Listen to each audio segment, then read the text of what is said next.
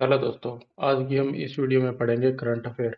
और जो current affair हम कवर करने वाले हैं वो कवर करेंगे 1 जनवरी 2022 से लेकर 1 अप्रैल 2023 तक। तो ये पूरा हम करंट अफेयर कवर करने वाले हैं। ये लगभग हमारा करंट अफेयर होगा टोटल 15 मंथ का करंट अफेयर।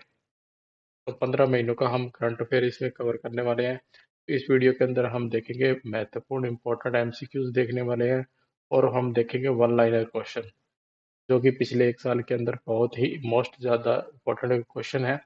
उन क्वेश्चन को हम इस वीडियो में कवर करने वाले हैं। तो सबसे पहले देखते हैं हम महत्वपूर्ण पदों के बारे में। तो सबसे पहले है दोस्तों राष्ट्रपति। तो भारत के जो राष्ट्रपति हैं वो है श्रीमती द्रौपदी मुर्मू। तो ये है भारत की 15वीं राष्ट्रपति और दूसरी महिला राष्ट्रपति है दोस्तों। सेकंड वुमन है। दूसरी महिला राष्ट्रपति हो जाएगी श्रीमती द्रौपदी मुर्मू।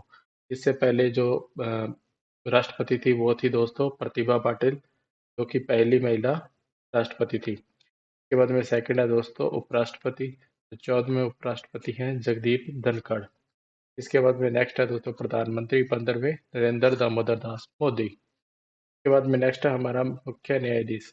तो मुख्य न्यायाधीश जो सर्वोच्च न्यायालय के हैं वे 50वें मुख्य न्यायाधीश हैं। वो है दोस्तों न्यायमूर्ति संजय यशवंत चंद्रचूड़। इन्हें शॉर्ट के अंदर डीवाई भी लिखा जाता है, डीवाई चंद्रचूड़ भी बोला जाता है। 9 नवंबर 2022 से ये मुख्य न्यायाधीश है सर्वोच्च न्यायालय के। तो इनका नंबर कई बार एग्जाम में पूछा जाता है, तो ये नंबर है दोस्तों इसका 50वां।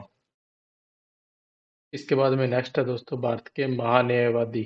तो भारत के महान्यायवादी हैं रमणी आर वेंकट रमणी भारत के महान्यायवादी हैं। भारत के सॉलिसिटर जनरल हैं तुषार मेहता। और लोकपाल हैं दोस्तों न्यायमूर्ति प्रदीप कुमार मोहंती। इसके बाद में नेक्स्ट है सर्वोच्च सेनापति। सर्वोच्च सेनापति जो तीनों सेनाओं का प्रमुख होता है दोस्तों, जो तीनों सेनाओं का हेड होता है वो होता है हमारा भारत का राष्ट्रपति, यानी कि इस वक्त राष्ट्रपति है हमारी श्रीमती द्रौपदी मुर्मू। तो ये है दोस्तों सर्वोच्च सेनापति, जो कि तीनों सेनाओं की हेड होती है, यानी कि मुख्य होती है। चीफ ऑफ डिफेंस स्टाफ यानी कि सीडीएस, सीडीएस इस वक्त हैं जनरल अनिल चौहान। इसके बाद में थल सेना अध्यक्ष हैं 29वें जनरल मनोज पांडे। और नौसेना अध्यक्ष हैं दोस्तों 25वें एडमिरल राधाकृष्णन हरिकुमार। वायुसेना अध्यक्ष हैं 27वें एयर चीफ मार्शल हैं विवेक राम चौधरी। तो जितने भी अभी लेटेस्ट के अंदर जो पोस्ट हैं उन पे जो जो अधिकारी हैं वो मैं आपको एक बार बता रहा हूँ। उसके बाद में हम करंट अफेयर भी पढ़ेंगे और एमसीक्यू क्वेश्चन भी देखेंगे वन लाइनर के अंदर। सभापति राज्यसभा के जो सभापति हैं वो है जगदीप धनखड़। उपसभापति राज्यसभा के हैं हरवंश नारायण सिंह। और महासचिव हैं राज्यसभा के प्रमोद चंद्र मोदी। नेता है सत्ता पक्ष के राज्यसभा के पीयूष गोयल। और नेता विपक्ष के हैं राज्यसभा के अंदर मल्लिकार्जुन खड़गे। के बाद में नेक्स्ट है लोकसभा अध्यक्ष ओम बिरला। और लोकसभा के महासचिव हैं उत्पल कुमार सिंह। और लोकसभा के अंदर सत्ता पक्ष के नेता हैं नरेंद्र मोदी। और लोकसभा के अंदर नेता हैं कांग्रेस के अधीर रंजन चौधरी। इसके बाद में दोस्तों नेक्स्ट है भारत के नियंत्रक एवं महालेखा परीक्षक। ये हैं दोस्तों गिरीश चंद्र मुर्मू। और 28वें सीजीए दोस्तों जिन्हें कंट्रोलर जनरल ऑफ इंडिया का कंट्रोलर जनरल ऑफ अकाउंट्स कहा जाता है सीजीए। तो लेखा महानियंत्रक हैं एसएस दुबे, जो कि इनका नंबर है 28वां। और नेक्स्ट है दोस्तों मुख्य सांख्यिकीविद chief statistician of India CSI हैं जीपी समंथा। तीनों काफी इंपॉर्टेंट है दोस्तों। इसके बाद में नेक्स्ट है मुख्य चुनाव आयुक्त, जो कि 25वें मुख्य चुनाव आयुक्त हैं राजीव कुमार। चुनाव आयुक्त हैं अनूप चंद्र पांडे और अरुण गोयल। 21 नवंबर 2022 से है। और उप चुनाव आयुक्त हैं दोस्तों धर्मेंद्र शर्मा, नितेश कुमार व्यास, आर के गुप्ता, हरदेश कुमार और अजय बादू। ये सभी हैं उप चुनाव आयुक्त। इसके बाद में नेक्स्ट है राष्ट्रीय सुरक्षा सलाहकार। अजीत डोभाल। मुख्य वैज्ञानिक सलाहकार भारत सरकार के हैं अजय कुमार सूद। और मुख्य आर्थिक सलाहकार भारत सरकार के हैं वी अनंथा नागेश्वरम। के बाद में दोस्तों निजी सचिव। प्रधानमंत्री के जो निजी सचिव हैं वो है विवेक कुमार, हार्दिक सतीश चंद्र शाह। तो ये दोनों हैं दोस्तों निजी सचिव प्रधानमंत्री के। और प्रधान सचिव हैं दोस्तों प्रधानमंत्री के डॉक्टर पी के मिश्रा। और सदस्य हैं दोस्तों प्रधानमंत्री की आर्थिक सलाहकार परिषद के सदस्य हैं संजीव सान्याल और शमिका रवि। तो ये दोस्तों काफी इंपॉर्टेंट है। इसके बाद में नेक्स्ट है कैबिनेट सचिव। कैबिनेट सचिव है राजीव गौबा। विदेश सचिव है विनय मोहन क्वात्रा। और वित्त सचिव है टीवी सोमनाथन। इसके बाद में रक्षा सचिव है गिरधर अरमाने। और गृह सचिव है अजय कुमार भल्ला। राजस्व सचिव है संजय मल्होत्रा। के बाद में नेक्स्ट जो इम्पोर्टेंट है दोस्तों सूचना आयुक्त। मुख्य सूचना आयुक्त जिसे हम CIC बोलते हैं, chief information commissioner YK Sinha. महानिदेशक हैं दोस्तों राष्ट्रीय जांच एजेंसी NIA के दिनकर गुप्ता। और raw research and analysis wing जिसे बोलते हैं, रॉ के जो हेड है वो है समंत कुमार गोयल। नेक्स्ट है दोस्तों निदेशक। केंद्रीय अन्वेषण ब्यूरो CBI के जो निदेशक हैं वो है सुबोध कुमार जायसवाल। के बाद में निदेशक हैं इंटेलिजेंस ब्यूरो IB के तपन डेक्का। और ED के जो प्रवर्तन निदेशालय है, अंतरिम निदेशक है संजय कुमार मिश्रा। महानिदेशक हैं नारकोटिक्स कंट्रोल ब्यूरो के सत्यनारायण प्रधान। इसके बाद में नेक्स्ट है महानिदेशक हैं सशस्त्र सीमा बल SSB के अनीश दयाल सिंह। इन्हें अतिरिक्त कार्यभार दिया गया है। महानिदेशक हैं सीमा सुरक्षा बल यानी कि बॉर्डर सिक्योरिटी फोर्स BSF के पंकज कुमार सिंह। और महानिदेशक हैं केंद्रीय रिजर्व पुलिस बल यानी कि CRPF के डॉक्टर SL थाउसेन, सुजय लाल थाउसेन इनका पूरा नाम है। ठीक है। इसके बाद में नेक्स्ट है ITBP। ITBP के जो इंडो तिब्बत सीमा पुलिस होती है ITBP, इसके महानिदेशक है अनीश दयाल सिंह। और महानिदेशक हैं केंद्रीय औद्योगिक सुरक्षा बल CISF के शील वर्धन सिंह। महानिदेशक है राष्ट्रीय सुरक्षा गार्ड यानी कि नेशनल सिक्योरिटी गार्ड के MA गणपति। के बाद में नेक्स्ट है दोस्तों नीति आयोग के अध्यक्ष। नीति आयोग के जो अध्यक्ष होता है वो हमेशा कौन होता है? भारत का प्रधानमंत्री यानी कि नरेंद्र मोदी। उपाध्यक्ष है जो नीति आयोग के वो है सुमन बेरी। और नीति आयोग के अगर आपको CEO पूछा जाए तो CEO हो जाएंगे BVR सुब्रमण्यम, जो कि अभी लेटेस्ट बने हैं। तो लेटेस्ट नियुक्ति है, ये एग्जाम के अंदर पूछी जा सकती है। के बाद में नेक्स्ट है दोस्तों संघ लोक सेवा आयोग के अध्यक्ष। संघ लोक सेवा आयोग को बोलते हैं UPSC, union public service commission. और इसके जो अध्यक्ष हैं वो है डॉक्टर मनोज सोनी। और जो कर्मचारी चयन आयोग है, स्टाफ सिलेक्शन कमीशन जिसे हम SSC बोलते हैं, इसके अध्यक्ष हैं S किशोर। और 22वें विधि आयोग के जो अध्यक्ष हैं वो है न्यायमूर्ति ऋतुराज अवस्थी, जो कि अभी लेटेस्ट ही अपॉइंटमेंट हुए थे। इसके बाद में नेक्स्ट है दोस्तों राष्ट्रीय महिला आयोग। राष्ट्रीय महिला आयोग की जो अध्यक्ष हैं वो है रेखा शर्मा। और 15वां वित्त आयोग के अध्यक्ष हैं NK सिंह। ये तो दोस्तों 15वां वित्त आयोग है और इससे पहले हमने पढ़ा है विधि आयोग। तो दोनों अलग अलग हैं, कंफ्यूजन मत होना। ये 22वां वित्तीय आयोग है, इसके जो अध्यक्ष हैं वो है न्यायमूर्ति ऋतुराज अवस्थी। और जो ये आप पढ़ रहे हैं ये है 15वां वित्त आयोग। तो वित्त आयोग के अध्यक्ष हैं NK सिंह। अध्यक्ष हैं दोस्तों राष्ट्रीय अल्पसंख्यक आयोग के अध्यक्ष हैं सरदार इकबाल सिंह लालपुरा। और अध्यक्ष हैं 7वां वेतन आयोग के अशोक कुमार माथुर। के बाद में नेक्स्ट है दोस्तों अध्यक्ष CEO रेलवे बोर्ड के जो अध्यक्ष और CEO है वो है VK त्रिपाठी। और CBIC central board of indirect tax and custom, इसके जो अध्यक्ष हैं वो है विवेक जौहरी। और CBDT जिसे हम केंद्रीय प्रत्यक्ष कर बोर्ड, सेंट्रल बोर्ड और डायरेक्ट टैक्सेस के अध्यक्ष CBDT के अध्यक्ष है नितिन गुप्ता। के बाद में नेक्स्ट है दोस्तों निदेशक NCERT। NCERT के जो हमारे निदेशक हैं वो है प्रोफेसर दिनेश कुमार दिनेश प्रसाद सकलानी। इसके बाद में अध्यक्ष हैं केंद्रीय माध्यमिक शिक्षा बोर्ड सीबीएसई के श्रीमती निधि छिपर। और अध्यक्ष हैं भारतीय अंतरिम अनुसंधान परिषद ISRO, Indian Space Research Organisation के अध्यक्ष हैं एस सोमनाथ। और महानिदेशक हैं डीआरडीओ के रक्षा अनुसंधान एवं विकास संगठन के डॉक्टर समीर वी कामत। ये काफी इंपॉर्टेंट है सभी। इसके बाद में नेक्स्ट पढ़ते हैं। नास्कॉम के जो चेयरमैन है वो हैं दोस्तों कृष्णन रामानुजम।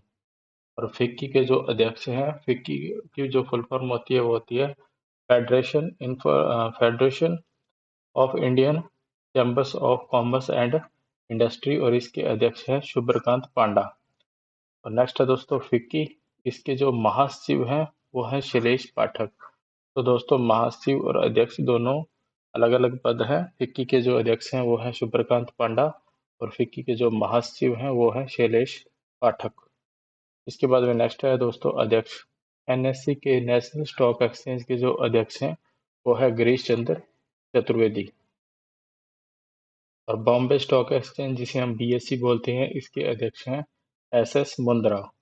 और एनपीसीआई भारतीय राष्ट्रीय भुगतान निगम national payment corporation of India, इसके जो सीईओ हैं वो हैं दिलीप असबे। और सेबी के जो अध्यक्ष हैं दोस्तों वो हैं माधवीपुरी बुच। और ये हैं भारतीय प्रतिभूति एवं विनिमय board, security exchange board of India, जिसके अध्यक्ष हैं माधवीपुरी बुच। इसके बाद में नेक्स्ट है दोस्तों ट्राई। ट्राई के जो अध्यक्ष हैं वो हैं पीडी वगेला। ट्राई को जो फुल फॉर्म होती है भारतीय दूरसंचार नियामक प्राधिकरण बोलते हैं इसे। और इसके जो अध्यक्ष हैं वे हैं पीडी वगेला। इसके बाद में नेक्स्ट है सीईओ दोस्तों भारतीय विशिष्ट पहचान प्राधिकरण यूआईडीएआई के जो सीईओ हैं वो हैं सौरभ गर्ग। नेक्स्ट है दोस्तों भारतीय जीवन बीमा निगम, इसके अध्यक्ष हैं मंगलम राम सुब्रमण्यम कुमार। और गवर्नर दोस्तों 25वें गवर्नर भारतीय रिजर्व बैंक के डॉक्टर शक्तिकांत शर्मा। यानी कि reserve bank of India RBI के जो 25वें गवर्नर हैं वह हैं डॉक्टर शक्तिकांत दास। और रिजर्व बैंक ऑफ इंडिया के जो उप गवर्नर रहते हैं वो उप गवर्नर है दोस्तों टी रवि कुमार, एम राजेश्वर राव, और डॉक्टर एम डी पात्रा और महेश कुमार जैन। तो ये 4 उप गवर्नर होते हैं आरबीआई के। और टी रवि कुमार, एम राजेश्वर राव, और डॉक्टर एम डी पात्रा और महेश कुमार जैन, तो ये है उप गवर्नर। और एक गवर्नर होता है, गवर्नर है दोस्तों डॉक्टर शक्तिकांत दास, जो कि आरबीआई के 25वें गवर्नर हैं। इसके बाद में नेक्स्ट है दोस्तों राष्ट्रीय कृषि एवं ग्रामीण विकास बोर्ड, जिसे हम नाबार्ड बोलते हैं। नाबार्ड के अध्यक्ष हैं सुचिंदर मिश्रा। और भारतीय स्टेट बैंक के अध्यक्ष हैं दोस्तों दिनेश कुमार खेरा। इसके बाद में नेक्स्ट है भारतीय खेल प्राधिकरण स्पोर्ट्स अथॉरिटी ऑफ इंडिया, जिसे हम शॉर्ट के अंदर साई भी बोलते हैं। इसके महानिदेशक हैं संदीप प्रधान। और बीसीसीआई भारतीय क्रिकेट कंट्रोल बोर्ड, इसके अध्यक्ष हैं रोजर बिनी। और इसके जो सीईओ हैं वो हैं हेमांग अमीन। और बीसीसीआई के जो लोकपाल है वो है डीके जैन। तो तीनों अलग अलग पोस्ट हैं। बीसीसीआई के अध्यक्ष हो जाएंगे रोजर बिनी, बीसीसीआई के सीईओ हैं हेमांग अमीन, और बीसीसीआई के लोकपाल हैं डीके जैन। ये थी भारत के अंदर मोस्ट इम्पोर्टेंट जो नियुक्तियां होती मोस्ट इम्पोर्टेंट पद हैं दोस्तों, उनके ऊपर कौन कौन से व्यक्ति अभी है। इसके बाद में हम पढ़ते हैं नेक्स्ट प्रदेश और राज्यपाल मुख्यमंत्री।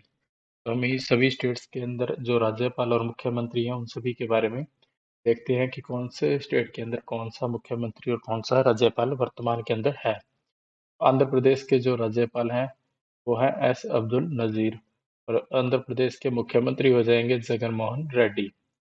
अरुणाचल प्रदेश के अंदर केवल्य त्रिविक्रम परनाइक वर्तमान के अंदर राज्यपाल हैं। पेमा खांडू वहाँ के मुख्यमंत्री हैं। असम के गुलाब चंद कटारिया राज्यपाल हैं। और हेमंत बिस्वा शर्मा वहाँ के मुख्यमंत्री हैं। बिहार के राज्यपाल हैं राजेंद्र विश्वनाथ अलंकर। और बिहार के मुख्यमंत्री हो जाएंगे नीतीश कुमार। के बाद में नेक्स्ट है दोस्तों छत्तीसगढ़। छत्तीसगढ़ के जो राज्यपाल हैं वे हैं बिस्वा भूषण हरिचंद्रन, और इसके छत्तीसगढ़ के मुख्यमंत्री हो जाएंगे भूपेश बघेल। गोवा के पीएस श्रीधरन पिल्लई यहाँ के राज्यपाल हैं और प्रमोद सावंत यहाँ के मुख्यमंत्री हो जाएंगे। गुजरात के जो राज्यपाल हैं वो है आचार्य देवव्रत और मुख्यमंत्री हैं भूपेंद्र भाई पटेल। हरियाणा के राज्यपाल हैं बंडारू दत्तात्रेय और यहाँ हरियाणा के मुख्यमंत्री हैं मनोहर लाल खट्टर। हिमाचल प्रदेश के राज्यपाल हैं शिव प्रताप शुक्ला और हिमाचल प्रदेश के मुख्यमंत्री हैं सुखविंदर सिंह सुक्खू। तो ये लेटेस्ट अपॉइंटमेंट है, ये याद रखिएगा। उसके बाद में नेक्स्ट है दोस्तों झारखंड। झारखंड के राज्यपाल हैं सीपी राधाकृष्णन और यहाँ के झारखंड के मुख्यमंत्री सीएम हैं हेमंत सोरेन। कर्नाटक के राज्यपाल हैं थावरचंद गहलोत और कर्नाटक के मुख्यमंत्री हैं बासुराज बोम्मई। केरल के राज्यपाल हैं आरिफ मोहम्मद खान और केरल के मुख्यमंत्री हैं पी विजयन।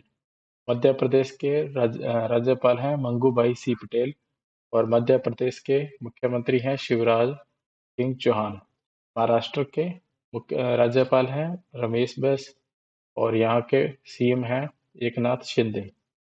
इसके बाद में नेक्स्ट है दोस्तों मणिपुर, और मणिपुर के जो राज्यपाल हैं वो है अनुसुईया उइके और यहाँ के सीएम हैं एन बिरेन सिंह। जो पहले वाली लिस्ट है ये है दोस्तों गवर्नर की यानी कि राज्यपाल की, और बाद वाली लिस्ट है ये है सीएम की। मेघालय के जो गवर्नर है वो है फागू चौहान और यहाँ के सीएम है कॉनराड संगमा। मिजोरम के राज्यपाल हैं कंबावती हरिबाबू और यहाँ के सीएम हैं जोरामथंगा। नागालैंड के गवर्नर हैं ला गणेशन और यहाँ के सीएम हैं नेफ्यू रियो। ओडिशा के राज्यपाल हैं प्रोफेसर गणेशीलाल और ओडिशा के जो मुख्यमंत्री हैं वो हैं नवीन पटनायक। पंजाब के जो राज्यपाल हैं बनवारी लाल पुरोहित और यहाँ के मुख्यमंत्री हो जाएंगे भगवंत सिंह मान। राजस्थान के जो राज्यपाल हैं वो है कलराज मिश्र और राजस्थान के मुख्यमंत्री हैं अशोक गहलोत। सिक्किम के राज्यपाल हैं लक्ष्मण प्रसाद आचार्य और सिक्किम के जो मुख्यमंत्री हैं वो हो जाएंगे प्रेम सिंह तमांग। तमिलनाडु के राज्यपाल हो जाएंगे आर एन रवि और तमिलनाडु के मुख्यमंत्री हो जाएंगे एम के स्टालिन। तेलंगाना के राज्यपाल हो जाएंगे टी सुंदराजन और यहाँ के जो मुख्यमंत्री हैं वो हो जाएंगे के चंद्रशेखर राव। इसके बाद में नेक्स्ट है त्रिपुरा। त्रिपुरा के जो राज्यपाल हैं सत्यदेव नारायण आर्य और त्रिपुरा के जो सीएम हैं वो हो जाएंगे माणिक साहा। और उत्तर प्रदेश के जो राज्यपाल हैं वो हो जाएंगे श्रीमती आनंदीबेन पटेल और उत्तर प्रदेश के मुख्यमंत्री हो जाएंगे आदित्यनाथ योगी। उत्तराखंड के राज्यपाल हो जाएंगे गुरमीत सिंह और उत्तराखंड के जो सीएम हैं वो हो जाएंगे पुष्कर सिंह धामी। पश्चिम बंगाल के राज्यपाल हो जाएंगे सीवी आनंदा बोस और पश्चिम बंगाल के जो मुख्यमंत्री है वो हो जाएंगी ममता बनर्जी। तो ये थे हमारे सभी राज्य, और इसके बाद में हम केंद्र शासित प्रदेशों के अंदर देखते हैं कि केंद्र शासित प्रदेशों के अंदर जो हमारे राज्यपाल और मुख्यमंत्री हैं वो कौन कौन है। केंद्र शासित प्रदेश के अंदर अंडमान एंड निकोबार का जो उपराज्यपाल यानी कि वहाँ के प्रशासक हैं वो है डी के जोशी और यहाँ कोई भी मुख्यमंत्री नहीं है। दिल्ली के अंदर मुख्यमंत्री है अरविंद केजरीवाल और वहाँ के उपराज्यपाल है विनय कुमार सक्सेना। जम्मू एंड कश्मीर के मनोज सिन्हा उपराज्यपाल हैं और लद्दाख के अंदर डॉक्टर बी डी मिश्रा वहाँ के उपराज्यपाल हैं। और पुडुचेरी के अंदर टी सुंदरराजन राज्यपाल हैं और एन रंगास्वामी यहाँ के मुख्यमंत्री हैं। चंडीगढ़ के अंदर बनवारी लाल पुरोहित प्रशासक हैं। Dadar and Nagar Haveli and Daman and Diu यहाँ के जो उप प्रशासक हैं वो हो जाएंगे प्रफुल्ल खोड़ा पटेल।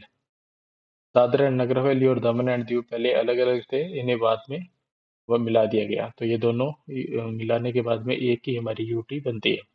तो लक्षद्वीप के जो प्रशासक हैं वो हो जाएंगे प्रफुल्ल खोड़ा पटेल। तो ये थे दोस्तों हमारे टोटल ये हमारे 8 केंद्र शासित प्रदेश हैं दोस्तों, और 28 हमारे क्या हैं टोटल स्टेट हैं। तो अभी तक हमने देखे सभी राज्यों के मुख्यमंत्री और वहाँ के राज्यपाल, और इसके बाद में हम देखते हैं दोस्तों कैबिनेट मिनिस्टर्स अभी वर्तमान के अंदर कौन कौन है। सबसे पहले है दोस्तों नरेंद्र मोदी जो कि देश के प्रधानमंत्री हैं। इनके पास में जो मंत्रालय है प्रधानमंत्री और कार्मिक लोक शिकायत और पेंशन मंत्रालय और परमाणु ऊर्जा विभाग। अंतरिक्ष विभाग सभी महत्वपूर्ण नीतिगत मुद्दे और अन्य सभी विभाग जो किसी मंत्री को आवंटित नहीं किए गए हैं, ये सारे विभाग किसके पास होंगे? नरेंद्र मोदी जी के पास। इसके बाद में नेक्स्ट है दोस्तों कैबिनेट मंत्री। कैबिनेट मंत्री के बाद पहला है राजनाथ सिंह, जो इनके पास है रक्षा मंत्रालय। इसके बाद में नेक्स्ट है दोस्तों अमित शाह, इनके पास में जो कैबिनेट है मिनिस्ट्री है वो है गृह और सहकारिता मंत्रालय, यानी कि गृह मंत्रालय और सहकारिता मंत्रालय है अमित शाह जी के पास, और रक्षा मंत्रालय है राजनाथ सिंह। नितिन जयराम गडकरी, इनके पास में है सड़क परिवहन और राजमार्ग मंत्रालय। उसके बाद में नेक्स्ट है श्रीमती निर्मला सीतारमन, इनके पास में है वित्त और कॉरपोरेट मामलों के मंत्रालय। नरेंद्र सिंह तोमर जी के पास है कृषि और किसान कल्याण मंत्रालय। डॉक्टर एस जयशंकर के पास है विदेश मंत्रालय। अर्जुन मुंडा के पास जनजातीय मामलों के मंत्रालय। श्रीमती स्मृति ईरानी, इनके पास है महिला एवं बाल विकास मंत्रालय और अल्पसंख्यक मामले। उसके बाद में नेक्स्ट है पीयूष गोयल, इनके पास है वाणिज्य और उद्योग, उपभोक्ता मामले, खाद्य और सार्वजनिक वितरण और कपड़ा मंत्रालय। नेक्स्ट है धर्मेंद्र प्रधान, इनके पास है शिक्षा और कौशल विकास और उद्यमिता मंत्रालय। प्रहलाद प्रहलाद जोशी जी के पास है संसदीय कार्य, कोयला और खान मंत्रालय। डॉक्टर महेंद्र नाथ पांडे के पास है भारी उद्योग मंत्रालय। गिरिराज सिंह के पास है ग्रामीण विकास और पंचायती राज मंत्रालय। उसके बाद में नेक्स्ट है दोस्तों गजेंद्र सिंह शेखावत, इनके पास है जल शक्ति मंत्रालय। किरण रिजिजू कानून और न्याय मंत्रालय। राजकुमार सिंह, इनके पास है विद्युत और नवीन और नवीनीकरण ऊर्जा मंत्रालय। हरदीप सिंह पुरी, इनके पास है पेट्रोलियम और प्राकृतिक गैस तथा आवास और शहरी मामलों के मंत्रालय। मनसुख एल मंडाविया, इनके पास है स्वास्थ्य और परिवार कल्याण तथा रसायन एवं उर्वरक मंत्रालय। नेक्स्ट है दोस्तों नारायण तातू राणे, इनके पास है सूक्ष्म लघु और मध्यम उद्यम मंत्रालय। सर्बानंद सोनोवाल, इनके पास है पौध परिवहन एवं जलमार्ग और आयुष मंत्रालय। डॉक्टर वीरेंद्र कुमार, इनके पास है सामाजिक न्याय और अधिकारिता मंत्रालय। ज्योतिरादित्य एम सिंधिया, इनके पास है नागरिक उड्डयन मंत्रालय और इस्पात उद्योग। अश्विनी वैष्णव, इनके पास है रेल संचार और इलेक्ट्रॉनिक्स और सूचना प्रौद्योगिकी मंत्रालय। नेक्स्ट है दोस्तों पशुपति कुमार पारस, इनके पास है खाद्य प्रसंस्करण उद्योग मंत्रालय। नेक्स्ट है भूपेंद्र यादव, इनके पास है पर्यावरण वन एवं जलवायु परिवर्तन तथा श्रम एवं रोजगार मंत्रालय। पुरुषोत्तम रूपाला, इनके पास है मत्स्य पालन, पशुपालन और डेयरी मंत्रालय। जी किशन रेड्डी, इनके पास है संस्कृत पर्यटन और पूर्वोत्तर क्षेत्र विकास मंत्रालय। अनुराग सिंह ठाकुर, इनके पास है सूचना और प्रसारण तथा युवा मामले और खेल मंत्रालय। तो ये थे हमारे सभी कैबिनेट मिनिस्टर। हमने देखा कैबिनेट मिनिस्टर के नाम से और उनसे जो भी उनको मंत्रालय दिए गए हैं उनके बारे में। चलिए दोस्तों आगे देखते हैं। आगे है हमारा इम्पोर्टेंट, आगे हम कुछ रक्षा उपकरणों के बारे में देखते हैं जो अक्सर एग्जाम के अंदर पूछे जाते हैं। तो हेलिना दोस्तों कई बार एग्जाम में पूछा जाता है कि हेलिना क्या है। तो हेलिना है दोस्तों भारत में निर्मित टैंक रोधी मिसाइल। टैंक रोधी मिसाइल है जो कि भारत के अंदर निर्मित है, इसका नाम है हेलिना। कई बार पूछा जाता है कि चिनूक है वो दोस्तों क्या चीज़ है। तो चिनूक हमारा एक हेलीकॉप्टर है जो कि अमेरिकी कंपनी बोइंग के द्वारा बनाया गया है दोस्तों। तो कई बार कंपनी का नाम पूछा जाता है तो कंपनी का नाम हो जाएगा बोइंग, अमेरिकी कंपनी है। नेक्स्ट है दोस्तों राफेल। राफेल को फ्रांस ने बनाया है दोस्तों। ये है हमारा एक लड़ाकू विमान। तो लड़ाकू विमान जो खरीदे गए थे वो खरीदे गए थे दोस्तों फ्रांस कंट्री से। एक है पिनाक। पिनाक है दोस्तों पहला स्वदेशी रॉकेट जो कि भारत के अंदर बना है दोस्तों। भारत के अंदर बना हुआ पहला स्वदेशी रॉकेट है पिनाक। अपाचे। अपाचे है दोस्तों अमेरिका का लड़ाकू हेलीकॉप्टर, तो इसका नाम है अपाचे। याद रखिएगा काफी इंपॉर्टेंट है, अक्सर एग्जाम में पूछा जाता है कि या तो कंट्री पूछ ली जाती है कि कौन सी कंट्री के द्वारा बनाए गए हैं, या फिर वो किसी कंपनी का नाम पूछ लिया जाता है। उसके बाद में नेक्स्ट देखते हैं दोस्तों। नेक्स्ट है कुछ इंटरनेशनल हमारी जो संगठन है दोस्तों, ऑर्गेनाइजेशन है, उनके महत्वपूर्ण पदों पे कौन कौन से व्यक्ति हैं। तो सबसे पहले दोस्तों संयुक्त राष्ट्र संघ, जिसे हम बोलते हैं यूनाइटेड नेशन ऑर्गेनाइजेशन, इसके महासचिव हैं एंटोनियो गुतरेस। एंटोनियो गुतरेस ये हैं पुर्तगाल कंट्री के। नेक्स्ट है दोस्तों विश्व बैंक के अध्यक्ष, हाल ही में बनाया गया अजय बंगा को, जो कि विश्व बैंक के 13वें अध्यक्ष हो जाएंगे। काफी इंपॉर्टेंट है, डेफिनेटली किसी ना किसी एग्जाम में ये वाला क्वेश्चन पुट होगा दोस्तों, डेफिनेटली आएगा ये। विश्व बैंक के अध्यक्ष हैं अजय बंगा, जो कि 13वें अध्यक्ष हैं। नेक्स्ट है दोस्तों अंतर्राष्ट्रीय मुद्रा कोष IMF, इंटरनेशनल मॉनेटरी फंड, और इसके जो हेड है दोस्तों वो है क्रिस्टलिना जॉर्जीवा, जो कि बुल्गारिया से है। नेक्स्ट है दोस्तों विश्व व्यापार संगठन, जिसे हम WTO वर्ल्ड ट्रेड ऑर्गेनाइजेशन बोलते हैं। इसके जो हेड है वो है नगोजी ओंकोजो इवेला। इसके बाद में नेक्स्ट है दोस्तों अंकटाड। अंकटाड के जो महासचिव हैं वर्तमान के अंदर वो है रेबेका ग्रीन्सपेन, जो कि कोस्टारिका कंट्री से हैं। यूनेस्को के जो हेड हैं वो है आंद्रे अजोले, जो कि फ्रांस से हैं। और खाद्य एवं कृषि संगठन फूड और फूड एंड एग्रीकल्चर ऑर्गेनाइजेशन, जिसे FAO बोलते हैं, इसके जो हेड हैं वो है क्यू डोंग्यू, जो कि चीन से हैं। नेक्स्ट है अंतर्राष्ट्रीय श्रम संगठन, यानी कि इंटरनेशनल लेबर ऑर्गेनाइजेशन। गिलबर्ट हागो इसके क्या है महानिदेशक हैं, जो कि कांगो कंट्री से हैं। यूनिसेफ के जो हेड हैं वो है कैथरीन रसेल, जो कि अमेरिका से है। इसके बाद में WHO वर्ल्ड हेल्थ ऑर्गेनाइजेशन, विश्व स्वास्थ्य संगठन के जो हेड है वो है टेड्रोस अदानोम। इसके बाद में नेक्स्ट है दोस्तों दक्षेश, जिसे हम सार्क बोलते हैं। तो सार्क के जो महासचिव हैं वो हो जाएंगे इसाला रूबन वीराकुन, जो कि श्रीलंका से हैं। कॉमनवेल्थ, जिसे हम राष्ट्रमंडल कहते हैं, लेटिशिया स्कॉटलैंड इसके महासचिव हैं, जो कि डोमिनिका गणराज्य, जो कि हमारे कंट्री हो जाएगी डोमिनिका। इसके बाद में नेक्स्ट है दोस्तों नाटो। नाटो के जो महासचिव हैं वो है जेंस स्टोल्टेनबर्ग, जो कि नॉर्वे कंट्री से हैं। आसियान आसियान के महासचिव हैं लीम जोक ओही, जो कि ब्रुनई कंट्री से हैं। इसके बाद में नेक्स्ट है एशियाई विकास बैंक, जिसे हम ADB बोलते हैं, एशियन डेवलपमेंट बैंक। इसके जो हेड है अध्यक्ष हैं वह मात्सु असाकावा, जो कि जापान से हैं। अंतर्राष्ट्रीय न्यायालय international court of justice ICJ, इसके जो हेड है वो है जुआन डोंग्यू। और नासा के जो हेड है वो है बिल नेल्सन, अंतरिक्ष एजेंसी है जो नासा। के बाद में नेक्स्ट है दोस्तों कुछ महत्वपूर्ण महिलाओं के बारे में, जो करंट अफेयर के अंदर काफी इंपॉर्टेंट है, आगे एग्जाम के अंदर पूछी जा सकती है। ये दोस्तों लॉन्स नायक मंजू, और लॉन्स नायक मंजू है जो वो है भारतीय सेना की पहली महिला स्काई ड्राइवर। और प्रियंका मोहिते ये है दोस्तों 8000 मीटर से ऊपर 5 चोटियों को फतेह करने वाली पहली भारतीय महिला, जिनका नाम है प्रियंका मोहिते। तो ये एग्जाम के अंदर काफी इंपॉर्टेंट है, एग्जाम के अंदर पूछे जा सकते हैं। इसके बाद में नेक्स्ट है दोस्तों PT उषा। PT उषा दोस्तों पहली महिला अध्यक्ष हैं भारतीय ओलंपिक संघ की। अभिलाषा बराक, जो कि भारतीय सेना की पहली महिला कॉम्बैट एविएटर हैं, तो इनका नाम है अभिलाषा बराक। तो ये काफी इंपॉर्टेंट है, इनको ध्यान में रखिएगा। नेक्स्ट है दोस्तों आयशा अजीज। आयशा अजीज हैं भारत की सबसे युवा महिला पायलट। तो भारत की सबसे युवा महिला पायलट हैं आयशा अजीज। सृष्टि गोस्वामी को एक दिन के लिए मुख्यमंत्री बनाया गया था उत्तराखंड राज्य की। तो ये काफी इंपॉर्टेंट है, एग्जाम में पूछा जा सकता है। शांति श्री धूलीपुड़ी पंडित ये है JNU की पहली महिला कुलपति।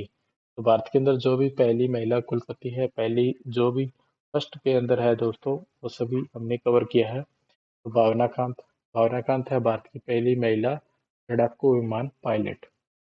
के बाद में नेक्स्ट है दोस्तों कुछ जो हमारे प्लेस हैं, कुछ सिटी हैं, उनके नाम चेंजेस किए गए हैं, परिवर्तित किए गए हैं, उनके नाम्स को बदला गया है। तो वो देखते हैं जो वर्तमान के अंदर फिलहाल करंट के अंदर नाम्स को बदला गया है। तो पहले था इस्लाम नगर गांव था दोस्तों मध्य प्रदेश का, जिसका नाम अब कर दिया गया है जगदीशपुर। मुगल गार्डन जो कि दिल्ली के अंदर है दोस्तों, राष्ट्रपति भवन के अंदर मुगल गार्डन है, उसका नाम बदल के कर दिया गया है अमृत उद्यान। और इसके बाद में नेक्स्ट है होलोंगी ग्रीनफील्ड एयरपोर्ट। तो होलोंगी ग्रीनफील्ड एयरपोर्ट है अरुणाचल प्रदेश के अंदर, इसका नाम बदल के कर दिया गया है डोनी पोलो एयरपोर्ट। सिम्पी हवाई अड्डा जो कि महाराष्ट्र के अंदर है, इसका नाम बदल के कर दिया गया है बैरिस्टर नाथ पाई हवाई अड्डा। महाकाल कॉरिडोर जो कि उज्जैन के अंदर है, इसका नाम बदल के कर दिया गया है श्री महाकाल लोक। ये क्वेश्चन एग्जाम के अंदर पूछा भी गया था हाल फिलहाल के अंदर, तो ये आगे भी पूछे जाने की संभावना है। इसके बाद में नेक्स्ट है दोस्तों, फैजाबाद कैंट का नाम कर दिया गया है अयोध्या कैंट। नेक्स्ट है दौलताबाद किला। दौलताबाद किला जो कि महाराष्ट्र के अंदर है, इसका नाम बदल के कर दिया गया है देवगिरी किला। चंडीगढ़ हवाई अड्डे का नाम बदल के कर दिया गया है शहीद शहीद भगत सिंह अंतर्राष्ट्रीय हवाई अड्डा। औरंगाबाद जिला है दोस्तों इस महाराष्ट्र का, इस औरंगाबाद को नाम बदल के कर दिया गया है औरंगाबाद का संभाजी नगर। टाटा स्काई का नाम अब हो गया है दोस्तों टाटा प्ले। इसके बाद के अंदर देखते हैं हम कुछ योजनाएं, कुछ मिशन जो कि अलग अलग स्टेट के हैं, तो जो इम्पोर्टेंट है वो देखते हैं। दीदी सुरक्षा कवच अभियान है, ये है दोस्तों पश्चिम बंगाल का। तो लाडली बहना योजना है मध्य प्रदेश की। फ्रेंड्स ऑफ लाइब्रेरी योजना है तमिलनाडु की। बाजरा मिशन है असम का। अमृत भारत स्टेशन योजना, अमृत भारत स्टेशन योजना है रेल मंत्रालय की। वन डिस्ट्रिक्ट वन स्पॉट योजना है यूपी की, उत्तर प्रदेश की। के बाद में नेक्स्ट कुछ और इम्पोर्टेंट योजनाएं हैं। हर घर गंगा जल योजना बिहार से। छत्ता योजना उड़ीसा की हो जाएगी। चिराग योजना हरियाणा की। एंटी डस्ट अभियान हो जाएगा दिल्ली सरकार का। स्वच्छता ही सेवा अभियान हो जाएगा छत्तीसगढ़ का। मुख्यमंत्री डेयरी प्लस योजना मध्य प्रदेश की। इसके बाद में कुछ त्योहार है दोस्तों, उनके बारे में देखते हैं जो कि काफी इम्पोर्टेंट है, अक्सर एग्जाम के अंदर पूछे जाते हैं। तो इसके अंदर सबसे पहले देखते हैं लोसर महोत्सव। लोसर महोत्सव हो जाएगा हमारा लद्दाख का। तो डायरेक्ट आपको त्योहार दिया जाता है और स्टेट पूछ लिया जाता है। संगाई उत्सव है मणिपुर का। हॉर्नबिल है नागालैंड का। ढोल जात्रा है पश्चिम बंगाल की। पाली जात्रा उड़ीसा की। काला घोड़ा महोत्सव मुंबई से। यक्षोत्सव असम से। खारथी उत्सव या लाई हरोबा त्रिपुरा। Cherry blossom Meghalaya. रोसांग त्योहार सिक्किम का। और जल्लीकट्टू तमिलनाडु का। तो ये काफी इंपॉर्टेंट है, अक्सर एग्जाम में डेफ क्वेश्चन इनसे रिलेटेड पूछा जाता है कि कौन सा उत्सव है वो कहाँ पे हाल ही में मनाया गया। तो ये काफी इंपॉर्टेंट है जो अक्सर एग्जाम में पूछे जाते हैं। अब कुछ ऐप्स के बारे में देख लेते हैं जो काफी इंपॉर्टेंट है। संगम युवा पोर्टल। संगम युवा पोर्टल है, ये है दोस्तों शिक्षा और कौशल विकास मंत्रालय का। आप प्रहरी ऐप है आईआईटी दिल्ली की। प्रहरी ऐप है बीएसएफ एवं गृह मंत्रालय की। और अमर सरकार पोर्टल है त्रिपुरा गवर्नमेंट का। सहवास ऐप है तमिलनाडु सरकार की। जलदूत ऐप है ग्रामीण विकास मंत्रालय की। लकी बिल ऐप है केरल सरकार की। और शैली ऐप भी दोस्तों है केरल सरकार की। तो लकी बिल ऐप और शैली ऐप दोनों केरल सरकार की हैं। इसके बाद में ई अमृत ऐप, ये है नीति आयोग की। इसके बाद में नेक्स्ट है दोस्तों आधार फेस आरडीएफ, ये है यूआईडीएआई के द्वारा बनाई गई। परीक्षा संगम पोर्टल, परीक्षा संगम पोर्टल है सीबीएसई का। 14,400 ऐप है आंध्र प्रदेश की। जन समर्थ पोर्टल है केंद्र सरकार का। संभव पोर्टल है यूपी का। आयु ऐप है कर्नाटक की। के बाद में नेक्स्ट है हमारे पास धर्म गार्जियन। कुछ महत्वपूर्ण युद्ध है, युद्ध अभ्यास जो अक्सर एग्जाम के अंदर पूछे जाते हैं। तो धर्म गार्जियन भारत और जापान के बीच में होता है। वरुण अभ्यास होता है भारत और फ्रांस के बीच में। सूर्य किरण होता है भारत और नेपाल के बीच में। गरुड़ शक्ति होता है भारत और इंडोनेशिया के बीच में। नसीम अल बहार भारत और ओमान के बीच में। सिम्बेक्स भारत और सिंगापुर के बीच में। गरुड़ अभियान भारत और फ्रांस के बीच में। तो गरुड़ शक्ति भारत और इंडोनेशिया के बीच में होता है। गरुड़ शक्ति इसका ध्यान में रखिएगा, कंफ्यूज मत होना। गरुड़ शक्ति पूछे तो भारत इंडोनेशिया, अगर सीधा गरुड़ अभ्यास है तो भारत और फ्रांस के बीच में। इसके बाद में दोस्तों और भी है वज्र प्रहार। वज्र प्रहार है भारत और अमेरिका के बीच में। खंजर है भारत और किर्गिस्तान के बीच में। पिच ब्लैक है बहुराष्ट्रीय, यानी कि पिच ब्लैक बहुराष्ट्रीय का मतलब काफी सारे कंट्री इसके अंदर भाग लेते हैं, कोई स्पेशल एक या दो कंट्री का नहीं होता। पिच ब्लैक लगभग अपने कम से कम काफ़ी सारे कंट्री होते हैं, इसके अंदर लगभग 10-12 कंट्री मिलके वो अभ्यास करते हैं, तो उसको बोला जाता है पिच ब्लैक। ये हो जाएगा बहुराष्ट्रीय। तो टाइगर ट्रम्प है भारत और अमेरिका के बीच में जो युद्ध अभ्यास होता है उसको बोलते हैं टाइगर ट्रम्प। ये काफ़ी इंपॉर्टेंट थे, एग्जाम में अक्सर से रिलेटेड क्वेश्चन आता है। तो इसके बाद में हम देखते हैं दोस्तों ऑपरेशंस के बारे में, जो हाल फिलहाल के अंदर जो ऑपरेशंस हुए हैं उनके बारे में। नेक्स्ट है दोस्तों हमारे ऑपरेशन, ये है ऑपरेशन अलर्ट। ऑपरेशन अलर्ट है दोस्तों, ये है सीमा सुरक्षा बल यानी कि बीएसएफ, बॉर्डर सिक्योरिटी फोर्स, इनके द्वारा चलाया गया था। सीमा सुरक्षा बल के द्वारा भारत और पाकिस्तान की सीमा पर सुरक्षा बढ़ाने के लिए, और भारत और पाकिस्तान की जो हमारी बॉर्डर है, सीमा है, उस पर सिक्योरिटी को इंक्रीज करने के लिए, सुरक्षा बढ़ाने के लिए बीएसएफ यानी कि बीएसएफ बॉर्डर सिक्योरिटी फोर्स के द्वारा ऑपरेशन अलर्ट को चलाया गया था। इसके बाद में जो नेक्स्ट है वो है दोस्तों हमारा ऑपरेशन दोस्त। ऑपरेशन दोस्त है, ये भारत सरकार द्वारा चलाया गया है भूकंप प्रभावित तुर्की और सीरिया की मदद के लिए। तुर्की और सीरिया के अंदर जो भूकंप आया था उसकी मदद के लिए जो ऑपरेशन भारत ने चलाया था उसको बोलते हैं ऑपरेशन दोस्त। तो इसका नाम है ऑपरेशन दोस्त। नेक्स्ट है दोस्तों ऑपरेशन गरुड़। ऑपरेशन गरुड़ चलाया गया था सीबीआई के द्वारा। सीबीआई के द्वारा ऑपरेशन गरुड़ चलाया गया था ड्रग नेटवर्क को खत्म करने के लिए, यानी कि जो ड्रग्स की सप्लाई होती है उसको रोकने के लिए, ड्रग्स की, नशे की, तो उसका नेटवर्क को खत्म करने के लिए सीबीआई ने जो अभियान चलाया था उसका नाम था ऑपरेशन गरुड़। इसके बाद में नेक्स्ट है दोस्तों ऑपरेशन मिशन अमानत।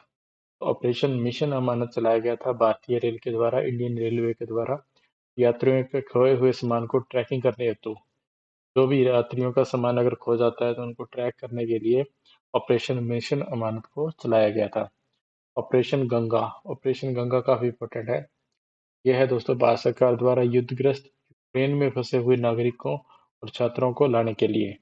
तो पिछले साल ये गवर्नमेंट ने चलाया था, जो यूक्रेन के अंदर नागरिक फंस चुके थे, क्योंकि वहाँ युद्ध हुआ था, लड़ाई हुई थी यूक्रेन के अंदर। तो यूक्रेन के अंदर फंसे हुए जो हमारे स्टूडेंट हैं, नागरिक हैं भारतीय और स्टूडेंट हैं, उनको लाने के लिए भारत सरकार द्वारा जो ऑपरेशन चलाया गया था उसका नाम था ऑपरेशन गंगा। इसके बाद में नेक्स्ट है दोस्तों ऑपरेशन मेघ चक्कर। ऑपरेशन जो मेघ चक्कर है ये चलाया गया था सीबीआई के द्वारा। सीबीआई के द्वारा चाइल्ड पोर्नोग्राफी को सर्कुलेट करने वाले लोगों का पता लगाने के लिए, यानी कि चाइल्ड पोर्नोग्राफी पर उनको जो सर्कुलेट करते हैं जो लोग, उनको, उन लोगों का पता लगाने के लिए, उन लोगों को ट्रैक करने के लिए सीबीआई के थ्रू सीबीआई ने जो ऑपरेशन चलाया था उसका नाम था ऑपरेशन मेघ चक्कर। तो ये काफ़ी इंपॉर्टेंट ऑपरेशंस हैं जो रिसेंटली चलाए गए थे और आगे एग्जाम्स में पूछे जा सकते हैं। उसके बाद में नेक्स्ट है दोस्तों इम्पोर्टेंट इंडेक्स देखते हैं जो काफ़ी इंपॉर्टेंट है। तो हमारा पहला है वर्ल्ड हैप्पीनेस इंडेक्स 2023। तो वर्ल्ड हैप्पीनेस हैप्पीनेस इंडेक्स है, इसके अंदर जो टॉप कंट्री है वो फिनलैंड है और भारत का इसके अंदर स्थान है 136वां स्थान है भारत का। काफ़ी क्वेश्चन पूछा जाता है वर्ल्ड हैप्पीनेस इंडेक्स का क्वेश्चन। तो 2023 के अंदर जो इंडेक्स है इसके अंदर भारत की रैंक 136वीं है और शीर्ष कंट्री, टॉप की कंट्री है वो है हमारी फिनलैंड। नेक्स्ट है दोस्तों हैनले पासपोर्ट इंडेक्स 2023। तो हैनले पासपोर्ट इंडेक्स के अंदर जो टॉप कंट्री है वो हो जाएगी जापान और भारत का स्थान है 85वां यानी कि 85। तो 85वां नंबर है भारत का हैनले पासपोर्ट इंडेक्स 2023 के अंदर। तो इसके अंदर जो टॉप कंट्री है जो वो है जापान, यानी कि जापान का जो पासपोर्ट है वो सबसे पावरफुल माना जाता है और लगभग लगभग हमेशा टॉप पे जापान ही रहता है हैनले पासपोर्ट इंडेक्स के अंदर। और हैप्पीनेस के अंदर ज़्यादातर फिनलैंड या स्विट्जरलैंड जैसी कंट्रीज आपको देखने को मिलेंगे। इसके बाद में नेक्स्ट है दोस्तों कुछ बुक्स हैं इम्पोर्टेंट, जो हम हाल ही में जो करंट अफेयर में बुक्स पूछी गई थी उन बुक्स के बारे में देखते हैं जो काफ़ी इम्पोर्टेंट है। तो पहली बुक है दोस्तों विक्ट्री सिटी, जो कि है सलमान रश्दी की। तो ये तो बहुत ही मोस्ट इम्पोर्टेंट बुक है, डेफिनेटली किसी न किसी एग्जाम में आपको देखने को मिलेगी विक्ट्री सिटी बुक। तो विक्ट्री सिटी बुक है सलमान रश्दी की, काफ़ी ज़्यादा इंपॉर्टेंट है, बहुत सारे एग्जाम्स में आपको ये देखने को मिल सकती है, काफ़ी इंपॉर्टेंट क्वेश्चन हो जाएगा, काफ़ी मोस्ट इंपॉर्टेंट हो जाएगा। इसके बाद में दोस्तों है वंडर्स किंग्स एंड मर्चेंट्स, जो कि है डॉक्टर पैगी मोहन की। The poverty of political economics book, ये है मेघनाथ देसाई की। Modi shaping a global order in flux, विदेश मंत्री एस जयशंकर द्वारा ये बुक लिखी गई है। तो इसके बाद में और इम्पोर्टेंट बुक्स हैं दोस्तों, forks in the road, my days at RBI and beyond, ये है सी रंगराजन द्वारा लिखी गई। ब्रेकिंग बैरियर, ये है काकी माधव राव द्वारा लिखी गई। तुम पहले क्यों नहीं आए, ये है दोस्तों कैलाश सत्यार्थी के द्वारा बुक को लिखा गया है। ह्यूमन एनाटॉमी, ये है ए के द्विवेदी की बुक। इसके बाद में नेक्स्ट है अम्बेडकर ए लाइफ, जो कि है शशि थरूर द्वारा लिखी गई। क्रांतिकारी बुक संजीव सान्याल द्वारा लिखी गई। जादूनामा लिखी गई जावेद अख्तर द्वारा। इरफान खान ए लाइफ इन मूवीज, ये बुक लिखी गई है शुभ्रा गुप्ता के द्वारा। इसके बाद में नेक्स्ट इंपॉर्टेंट करंट अफेयर देखते हैं। नेक्स्ट इंपॉर्टेंट करंट अफेयर है दोस्तों, फीफा विश्व कप विनर। तो फीफा जो फुटबॉल का वर्ल्ड कप होता है, इसके जो विनर हैं वो है अर्जेंटीना। इसका आयोजन हुआ था कतर के अंदर। ये संस्करण था हमारा 22वां। तो इसके जो शुभंकर थे वो थे लाइव। तो कई बार शुभंकर का नाम पूछा जाता है कि इसका जो शुभंकर है मास्कट है वो कौन है, वो है लाइव। इसके बाद में नेक्स्ट है दोस्तों 50वें मुख्य न्यायाधीश। चीफ जस्टिस ऑफ इंडिया हाल ही में बनाया गया धनंजय यशवंत चंद्रचूड़ को, यानी कि इनको बोला जाता है शॉर्ट के अंदर DY चंद्रचूड़। और इनसे पहले जो 49वें मुख्य न्यायाधीश थे वो थे उदय उमेश ललित, यानी कि यू ललित भी इनको शॉर्ट के अंदर बोला जाता था। तो 50वें मुख्य न्यायाधीश हाल ही में वर्तमान में है धनंजय यशवंत चंद्रचूड़, काफी इंपॉर्टेंट है, याद रखिएगा। नेक्स्ट है दोस्तों रेलवे बोर्ड के नए अध्यक्ष और CEO, वे हैं अनिल कुमार लाहौटी। अनिल कुमार लाहौटी को रेलवे बोर्ड का नया अध्यक्ष और CEO बनाया गया है। और साहित्य का जो नोबेल पुरस्कार है 2022 का, वो दिया गया एनी एनोक्स को, जो कि फ्रांस की कंट्री से है। इसके बाद में नेक्स्ट है दोस्तों भारत के नए chief of defence staff. Bharat के जो नए चीफ ऑफ डिफेंस स्टाफ है, CDS हैं, वो है अनिल चौहान। मिस यूनिवर्स 2022 की हैं आर बॉर्निंग गैब्रियल, जो कि USA से हैं, अमेरिका से। नीति आयोग के नए जो CEO हैं वो हैं BVR सुब्रमण्यम। दुनिया का पहला रियल टाइम गोल्ड ATM कहाँ लगाया गया है, ये लगाया गया है हैदराबाद के अंदर, जो कि दुनिया का पहला रियल टाइम गोल्ड ATM होगा। नोबेल शांति पुरस्कार 2022 दिया गया एलिस बालियात्स्की, बेलारूस से हैं। मेमोरियल एक संगठन है और सेंटर फॉर सिविल लिबर्टी, ये भी एक संगठन है। दो संगठन और एक एलिस बालियात्स्की जो कि बेलारूस कंट्री से हैं, इन तीनों को नोबेल शांति पुरस्कार 2022 दिया गया है। उसके बाद में ब्रिटेन के प्रधानमंत्री, तो यूके के जो प्रधानमंत्री है, ब्रिटेन को बोलते हैं यूनाइटेड किंगडम, यूके। तो यूके के जो प्रधानमंत्री है वो है ऋषि सुनाक, जो कि भारतीय मूल के हैं। और इनकी जो राजधानी है, यूके की राजधानी लंदन हो जाएगी और यूके की जो करेंसी है वो हो जाएगी पाउंड स्टर्लिंग। इसके बाद में नेक्स्ट देखते हैं। नेक्स्ट जो हमारे इम्पोर्टेंट क्वेश्चन है वो है भारत का पहला 3D पोस्ट ऑफिस खुला है। भारत का जो पहला 3D ऑफिस खुला है, ये खुला है बेंगलुरु कर्नाटक के अंदर। भारत के जो नए महान्यायवादी बनाए गए अटॉर्नी जनरल, वो है हमारे वर्तमान के अंदर R वेंकट रमनी।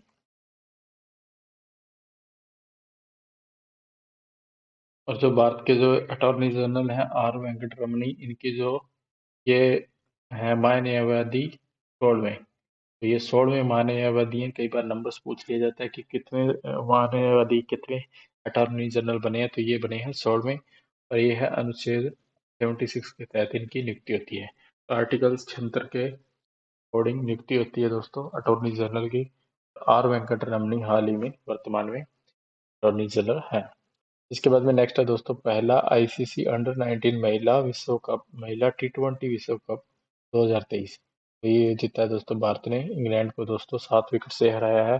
और इस विश्व कप का आयोजन हुआ था साउथ अफ्रीका के अंदर, यानी कि दक्षिण अफ्रीका के अंदर इसका आयोजन किया गया था। नेक्स्ट है राष्ट्रपति भवन के मुगल गार्डन का नाम बदला गया, अमृत उद्यान किया गया है। आंध्र प्रदेश की नई राजधानी हो गई है दोस्तों विशाखापट्टनम। इससे पहले जो आंध्र प्रदेश की राजधानी थी पहले, वो थी हमारी अमरावती। इसके बाद में नेक्स्ट देखते हैं और इम्पोर्टेंट क्वेश्चन। नेक्स्ट है दोस्तों पद्म पुरस्कार 2023 के अंदर जो दिए गए वो कुल 106 लोगों को दिया गया। इसके अंदर 106 लोगों में से पद्म विभूषण 6 लोगों को, पद्म भूषण दिया गया 9 लोगों को और पद्म श्री दिया गया 91 यानी कि 91 लोगों को। और जो हमारे पद्म विभूषण मिला है वो मिला है 6 लोगों को। तो वो 6 इंपॉर्टेंट लोग कौन से हैं, वो हो जाएंगे दोस्तों मुलायम सिंह यादव, जिनको पब्लिक अफेयर्स के लिए दिया गया, और वास्तुकला के लिए दिया गया बालकृष्ण दोषी को। नेक्स्ट है कला के लिए दिया गया जाकिर हुसैन को, और पब्लिक अफेयर के लिए दिया गया SM कृष्णा को, और चिकित्सा के अंदर दिया गया दिलीप महालनोबिस को, और विज्ञान और प्रौद्योगिकी के लिए दिया गया श्रीनिवास वर्धन को। तो ये 6 लोगों को दिया गया पद्म विभूषण। तो टोटल दिया गया 106 लोगों को पद्म पुरस्कार, 106 लोगों को मिले, जिसके अंदर 6 हमारे पद्म विभूषण थे, पद्म भूषण थे 9 लोगों को, और पद्म श्री दिया गया 91 लोगों को। इसके बाद में नेक्स्ट नेक्स्ट है हैनले पासपोर्ट इंडेक्स। इसके अंदर टॉप कंट्री है जापान, और भारत की 85वीं रैंक है। इसके बाद में नेक्स्ट है दोस्तों, किस IIT ने विश्व स्वदेशी मोबाइल ऑपरेटिंग सिस्टम BHAR बार OS बनाया? ये ऑपरेटिंग सिस्टम किस कंपनी किस IIT के द्वारा बनाया गया है? तो ये बनाया गया IIT मद्रास के द्वारा। IIT मद्रास के द्वारा इस मोबाइल ऑपरेटिंग सिस्टम को बनाया गया, जिसका नाम है BHAR बार OS ऑपरेटिंग सिस्टम। नेक्स्ट है, दुनिया का पहला ताड़ के पत्तों का पांडुलिपि संग्रहालय खोला गया है तिरुवनंतपुरम में, जो कि है केरल के अंदर। तो दुनिया का पहला ताड़ के पत्तों का पांडुलिपि संग्रहालय है, जो कि तिरुवनंतपुरम केरल के अंदर है। तुर्की और सीरिया में आए विनाशकारी भूकंप के लिए भारत ने कौन सा मिशन चलाया? और ये चलाया था ऑपरेशन दोस्त। नेक्स्ट है, ICC महिला T20 वर्ल्ड कप 2023 के अंदर विनर रहा है ऑस्ट्रेलिया, दक्षिण अफ्रीका को हरा के। इन्होंने आयोजन हुआ था इसका दक्षिण अफ्रीका के अंदर, हराया था दक्षिण अफ्रीका को, और आयोजन भी दक्षिण अफ्रीका में हुआ। जीता कौन है? ऑस्ट्रेलिया, और ये संस्करण था 8वां। उसके बाद में नेक्स्ट हमारा क्वेश्चन है, यूट्यूब के जो नए CEO हैं वो है हमारे नील मोहन। तो यूट्यूब के जो नए CEO हैं वो हो जाएंगे नील मोहन। भारत के नए औषधि महानियंत्रक DCGI बोलते हैं drugs controller general of India को। तो नए जो DCGI हैं वो बने हैं राजीव सिंह रघुवंशी। ऑनलाइन गेमिंग के लिए भारत का पहला उत्कृष्टता केंद्र खोला गया शिलांग मेघालय के अंदर। चलिए दोस्तों, अब हम कुछ MCQ देखते हैं, उसके बाद में हम वन लाइनर क्वेश्चंस को भी देखेंगे, जो कि काफी इंपॉर्टेंट है। तो हमने पूरा पिछले 1 साल से लगभग 15 महीनों का पूरा करंट अफेयर कवर किया है, जो जो इंपॉर्टेंट क्वेश्चन आगे पूछे जाने की संभावना है। तो सबसे पहला हमारा है यूनिसेफ इंडिया। तो यूनिसेफ इंडिया ने किसे अपना नेशनल एम्बेसडर नियुक्त किया है? तो यूनिसेफ इंडिया ने जो अपना नेशनल एम्बेसडर नियुक्त किया है वो नियुक्त किया है दोस्तों आयुष्मान खुराना को। आयुष्मान खुराना को ब्रांड एम्बेसडर बनाया गया यूनिसेफ इंडिया की। इसके बाद में नेक्स्ट है अटल व्यय अंत्योदय योजना। तो ये जो योजना है ये किस मंत्रालय के द्वारा शुरू की गई है? तो ये मंत्रालय है हो जाएगा हमारा सामाजिक न्याय एवं अधिकारिता मंत्रालय। इसके सामाजिक न्याय एवं अधिकारिता मंत्रालय के द्वारा अटल व्यय अंत्योदय योजना शुरू की गई है। इसके बाद में जो नेक्स्ट क्वेश्चन है वो हो जाएगा हाल ही में प्रकाशित book the great telegram shaping geopolitics and the destinies of nations. ये जो बुक है ये किसके द्वारा लिखी गई है? ये लिखी गई है अनिरुद्ध सूरी के द्वारा। उसके बाद नेक्स्ट है दोस्तों UPI 123 पे। तो UPI 123 पे 123 पे, तो ये किस के द्वारा लॉन्च की गया, किस संस्था के द्वारा? तो UPI 123 पे लॉन्च किया गया RBI के द्वारा। RBI यानी कि जिसके गवर्नर हैं शक्तिकांत दास RBI के governor, reserve bank of India, इसके द्वारा लॉन्च किया गया UPI 123 पे। इसके बाद में हमारा नेक्स्ट प्रश्न है वो हो जाएगा, किस मंत्रालय ने डोनेट ए पेंशन पहल शुरू की है? तो डोनेट ए पेंशन पहल शुरू की गई श्रम एवं रोजगार मंत्रालय के द्वारा। श्रम एवं रोजगार मंत्रालय ने डोनेट ए पेंशन पहल को शुरू किया है। इसके बाद में नेक्स्ट प्रश्न है, स्ट्रीट चाइल्ड क्रिकेट विश्व कप 2023। तो स्ट्रीट चाइल्ड जो वर्ल्ड कप है 2023 का, इसका आयोजन किया जाएगा भारत के अंदर। ऑप्शन बी इसका करेक्ट हो जाएगा। नेक्स्ट है दोस्तों, रेलवे सुरक्षा बल ने कालाबाजारी को रोकने के लिए इसके खिलाफ अखिल भारतीय अभियान चलाया है। तो ऑपरेशन उपलब्ध। जो टिकटों की हमारी कालाबाजारी होती है रेलवे के अंदर, तो रेलवे प्रोटेक्शन फोर्स यानी कि RPF के द्वारा कालाबाजारी को रोकने के लिए ऑपरेशन उपलब्ध जो हमारा अभियान है इसको चलाया गया, ऑपरेशन उपलब्ध को। उसके बाद में नेक्स्ट है महिला क्रिकेट वर्ल्ड कप 2022। तो महिला क्रिकेट विश्व कप 2022 का जो खिताब है वो जीता है हमारे ऑस्ट्रेलिया ने। ऑप्शन डी इसका करेक्ट हो जाएगा। नेक्स्ट है दोस्तों, बैंकॉक में आयोजित उबेर कप 2022 किस देश ने जीता? तो उबेर कप 2022 जीता है साउथ कोरिया ने, दक्षिण कोरिया, जो कि ऑप्शन सी इसका सही उत्तर हो जाएगा। उसके बाद में नेक्स्ट प्रश्न है हमारा, किस राज्य के प्रसिद्ध संगीत वाद्य यंत्र नरसिंहपट्टई नागस्वरम को जीआई टैग दिया गया है? तो जीआई टैग होता है जियोग्राफिकल इंडिकेशन। तो नरसिंहपट्टई नागेश्वरम को जीआई टैग दिए गए। तो ये किस राज्य का संगीत वाद्य यंत्र है? तो ये हो जाएगा तमिलनाडु। तमिलनाडु का संगीत वाद्य यंत्र का नाम है नरसिंहपट्टई नागस्वरम, इसको दिया गया जीआई टैग। के बाद में नेक्स्ट है दोस्तों, हाल ही में जारी घोषणा के अनुसार कॉमनवेल्थ गेम्स 2026 से किस खेल को हटा दिया गया है? तो किस गेम को हटाया गया है दोस्तों? इसके अंदर हटा दिया गया हमारे तीरंदाजी को और निशानेबाजी को, कुश्ती को। तो ये तीनों गेम्स को हटा दिया गया है, इसलिए उपयुक्त सभी ये तीनों गेम हटा दिए गए हैं, तीरंदाजी, निशानेबाजी और कुश्ती। तो ये हो जाएगा कॉमनवेल्थ गेम्स 2026 के अंदर इन तीनों गेम्स को हटा दिया गया है। इसके बाद में नेक्स्ट है दोस्तों, देश का पहला वर्चुअल स्कूल हाल ही में कहाँ शुरू किया गया है? तो देश का जो पहला वर्चुअल स्कूल है वो शुरू किया गया दिल्ली के अंदर। इसके बाद में नेक्स्ट है, किस राज्य सरकार ने हाल ही में गर्भवती महिलाओं के लिए एक विशेष स्वास्थ्य देखभाल अभियान आंचल शुरू किया है? जो आंचल अभियान है दोस्तों वो है गर्भवती महिलाओं के लिए, राजस्थान सरकार द्वारा वो शुरू किया गया है। नेक्स्ट है दोस्तों, हाल ही में किस राज्य सरकार ने farmer registration and unified beneficiary information system fruits software launch किया है?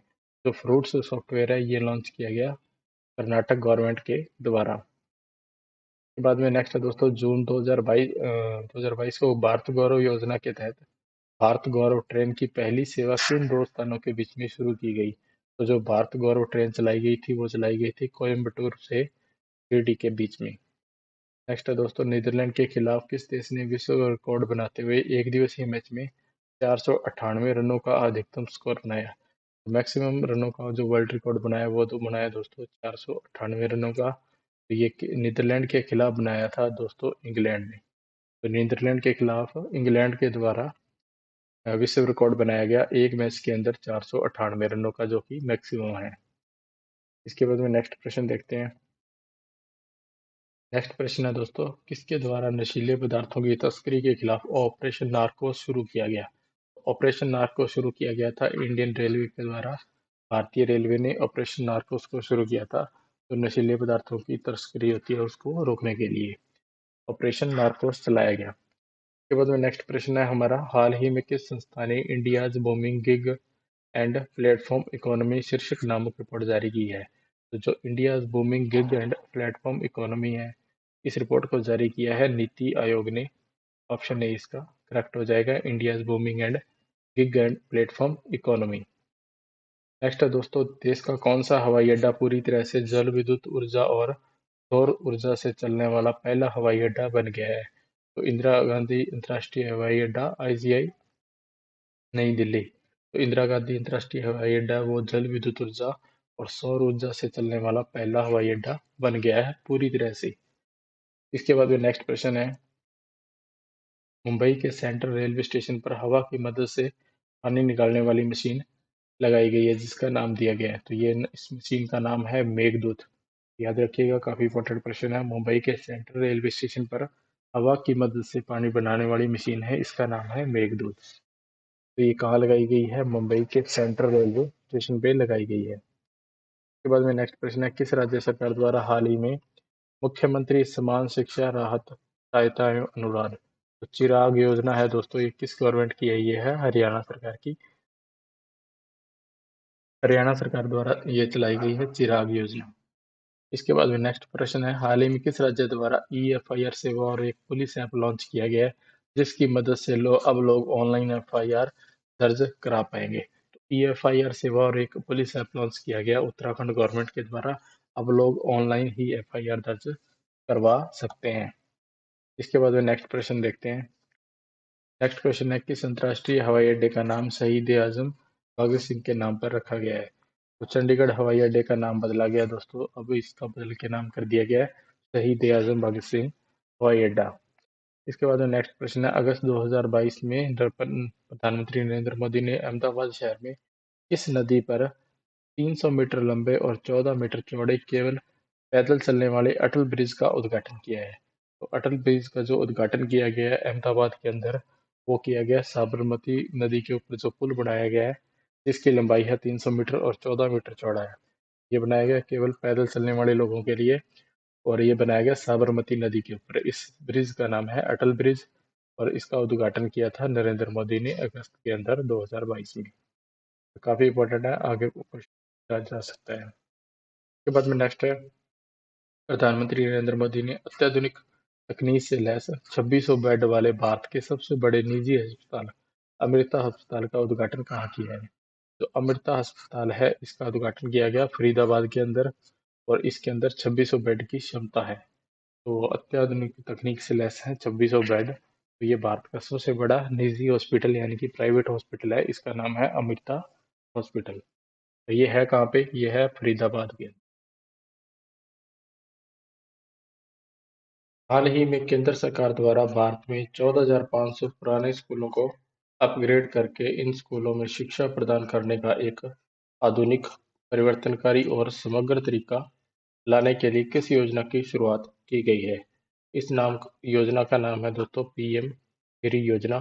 पीएम श्री योजना के द्वारा भारत में 14,500 स्कूलों को अपग्रेड किया जाएगा, और उन सभी स्कूलों में शिक्षा को आधुनिक, परिवर्तनकारी और समग्र तरीका लाया जाएगा। तो स्कूलों को जो अपग्रेड करने की योजना है, इस योजना का नाम है पीएम श्री योजना। तो इसके अंदर लगभग 14,500 स्कूलों को अपग्रेड किया जाएगा केंद्र सरकार के द्वारा। उसके बाद में नेक्स्ट प्रश्न है हमारा, प्रधानमंत्री नरेंद्र मोदी ने इंडिया गेट के पास किस स्वतंत्रता सेनानी की काले रंग के ग्रेनाइट पत्थर से बनी 28 फीट ऊंची प्रतिमा का अनावरण किया है?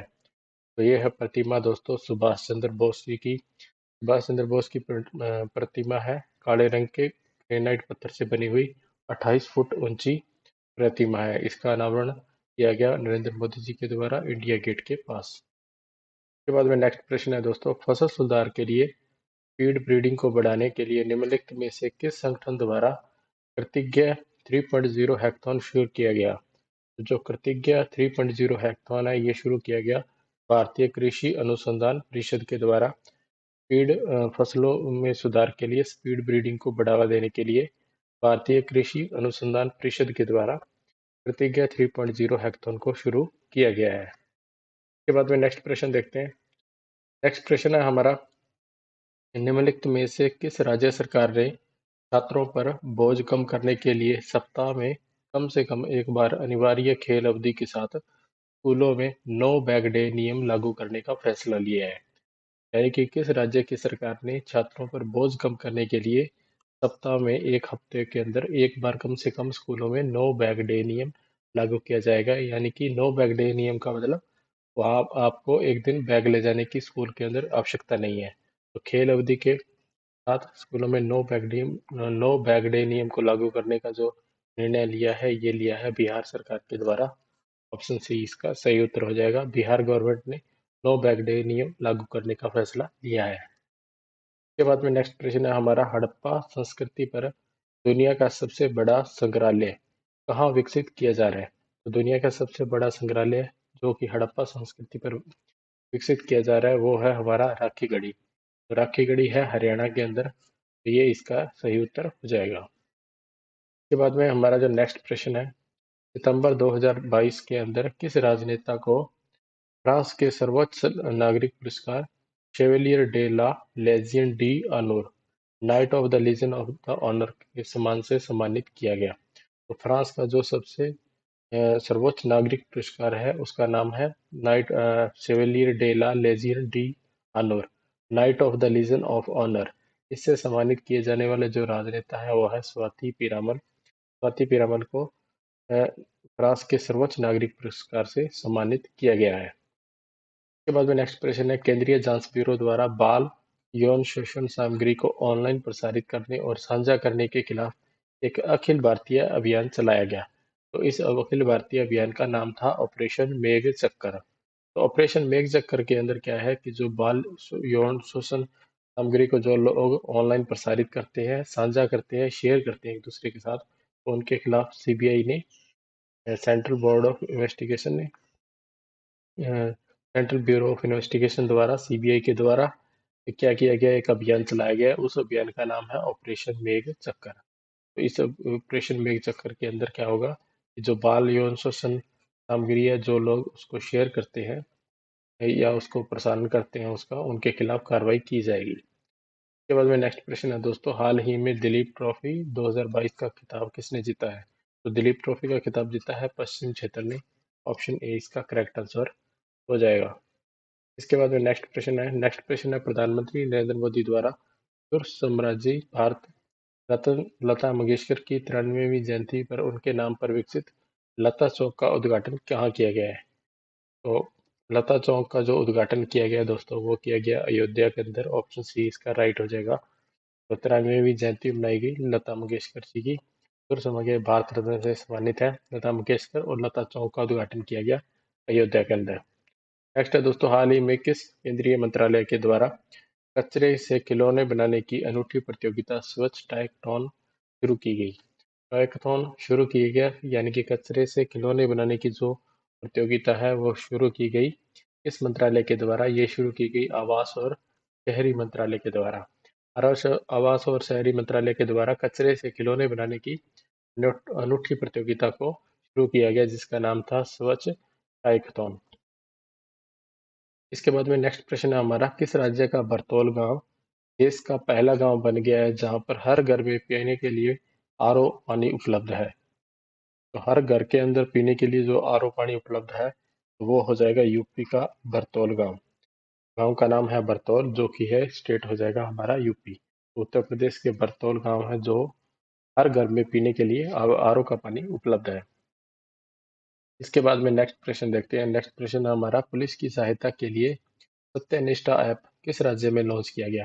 तो सत्यनिष्ठा ऐप है, ये लॉन्च किया गया हिमाचल प्रदेश के अंदर। तो पुलिस की सहायता के लिए सत्यनिष्ठा ऐप को लॉन्च किया गया हिमाचल प्रदेश गवर्नमेंट के द्वारा। ऑप्शन बी इसका सही उत्तर हो जाएगा। नेक्स्ट प्रश्न है, भारतीय वायुसेना में शामिल किए गए दुनिया के पहले made in India light combat helicopter LCS का क्या नाम रखा गया है? तो जो दुनिया का पहला made in India light combat helicopter है, इसका नाम रखा गया दोस्तों प्रचंड। इस हेलीकॉप्टर का नाम क्या है? प्रचंड। तो याद रखिएगा, इंपॉर्टेंट प्रश्न है, एग्जाम में पूछा जा सकता है। इंडियन एयरफोर्स के अंदर शामिल किया गया है। इस हेलीकॉप्टर का नाम है प्रचंड। ये दुनिया का पहला made in India light combat helicopter है। इसके बाद में जो नेक्स्ट प्रश्न है दोस्तों, वो देखते हैं। नेक्स्ट प्रश्न है हमारा, भारत का पहला 24x7 सौर ऊर्जा संचालित गांव घोषित किया गया है। भारत का पहला गांव कौन सा है जो पूरी तरह से क्या है, सौर ऊर्जा संचालित है? ये हो जाएगा मंडेरा, जो कि गुजरात के अंदर है। तो मंडेरा गांव है जो गुजरात का, वो सौर ऊर्जा से संचालित होने वाला पहला गांव बन गया है। इसके बाद में नेक्स्ट प्रश्न देखते हैं। हाल ही में नियुक्त निर्वाचित पदाधिकारियों का कौन सा युग्म असंगत है? यानी कि कौन सा युग्म है वो मैच नहीं करता दोस्तों। तो ऑप्शन सी इसमें इसका उत्तर हो जाएगा, ऑप्शन सी। यानी कि राजेश रॉय सीईओ है यूट्यूब के। तो इस यूट्यूब के जो सीईओ हैं दोस्तों, वो राजेश रॉय नहीं है। आपको पता होगा, हमने पहले बताया था कि जो यूट्यूब के सीईओ हैं, वो इस वक्त वर्तमान के अंदर है नील मोहन। नील मोहन को यूट्यूब का सीईओ बनाया गया है। बाकी सारी नियुक्तियां भी लेटेस्ट ही हैं, वो भी इंपॉर्टेंट है। जैसे कि बीवीआर सुब्रमण्यम, जो कि नीति आयोग के सीईओ बनाए गए हैं, यह भी सही है। शमिका रवि सदस्य बनाई गई है प्रधानमंत्री की आर्थिक सलाहकार परिषद की, ये भी वर्तमान के अंदर नियुक्ति हुई थी। और बांग्लादेश के जो राष्ट्रपति हैं वो है शहाबुद्दीन चुप्पू। तो ये भी क्या है, एकदम सही है। तो बाकी सारी नियुक्तियां भी सही है दोस्तों। लेकिन यूट्यूब के जो सी है वो राजेश रॉय नहीं है दोस्तों, वो है नील मोहन। नील मोहन को यूट्यूब का सीईओ वर्तमान के अंदर बनाया गया था। चलिए दोस्तों, इसके बाद नेक्स्ट प्रश्न देखते हैं। नेक्स्ट है 40वां निवानो शांति पुरस्कार। ये जापान के अंदर इसके जापान के द्वारा पुरस्कार है ये। 40वां निवानो शांति पुरस्कार, तो ये किसे प्रदान करने की घोषणा की गई है? ये की गई है राजगोपाल पीवी को। तो इसके अंदर जो पुरस्कार राशि होती है वो होती है 20 मिलियन येन। जापान की करेंसी है येन, तो 20 मिलियन येन देने की पुरस्कार राशि होती है इसके अंदर 20 मिलियन। तो 40वां निवानो शांति पुरस्कार है। इसके बाद में नेक्स्ट प्रश्न है, रामगढ़ विषधारी टाइगर रिजर्व देश का कौन सा टाइगर रिजर्व मई 2022 में अधिसूचित किया गया? तो देश के अंदर 52वां टाइगर रिजर्व हो जाएगा रामगढ़ विषधारी टाइगर रिजर्व। हमारा अगला प्रश्न है, डेनिस आर्नेल सुलिवन किस देश के गणितज्ञ हैं जिन्हें वर्ष 2022 का एबल पुरस्कार प्रदान किए जाने की घोषणा 23 मार्च 2022 को की गई थी? तो दोस्तों एबल पुरस्कार है, यह दिया जाता है मैथ के क्षेत्र के अंदर, गणित के क्षेत्र के अंदर दिया जाता है। यह दिया गया डेनिस पार्नेल सुलिवन को। तो जो डेनिस पार्नेल सुलिवन है, ये किस देश के गणितज्ञ हैं, मैथमेटिशियन है? ये है दोस्तों ऑप्शन ए अमेरिका के। तो अमेरिका के जो गणितज्ञ हैं इनका नाम है डेनिस पार्नेल सुलिवन। इसके बाद में हमारा नेक्स्ट प्रश्न है, के बिड़ला फाउंडेशन का 31वां जीडी बिड़ला पुरस्कार किसे प्रदान किए जाने की घोषणा की 14 मार्च 2022 को की गई? तो 31वां जीडी बिड़ला पुरस्कार दिया गया प्रोफेसर नारायण प्रधान को। प्रोफेसर नारायण प्रधान को 31वां जीडी बिड़ला पुरस्कार दिया गया और ये दिया गया जाता है के बिड़ला फाउंडेशन के द्वारा। इसके बाद में हम नेक्स्ट प्रश्न देखते हैं। अगला प्रश्न है हमारा, पल्ली पल्ली किस राज्य में है जहां प्रधानमंत्री द्वारा 500 किलोवाट का सौर संयंत्र राष्ट्र को समर्पित करने के साथ ही वह देश की पहली कार्बन न्यूट्रल पंचायत बन गई है। तो देश की पहली कार्बन न्यूट्रल पंचायत बनी है पल्ली। और पल्ली जो जगह है दोस्तों, जो पल्ली, ये किस राज्य में है? ये राज्य हमको बताना है, राज्य हो जाएगा जम्मू कश्मीर। तो जम्मू कश्मीर राज्य का जो पल्ली गांव है, ये पहली कार्बन न्यूट्रल पंचायत बन गई है जहाँ पे 500 किलोवाट का सौर संयंत्र राष्ट्र को समर्पित किया गया है। इसके बाद में हम नेक्स्ट प्रश्न देखते हैं। नेक्स्ट है कैटलीन नोवाक। कैटलीन नोवाक को किस देश की पहली महिला राष्ट्रपति के रूप में चुना गया है? तो कैटलीन नोवाक किस देश की पहली महिला राष्ट्रपति है? ये हो जाएंगी option D Hungary.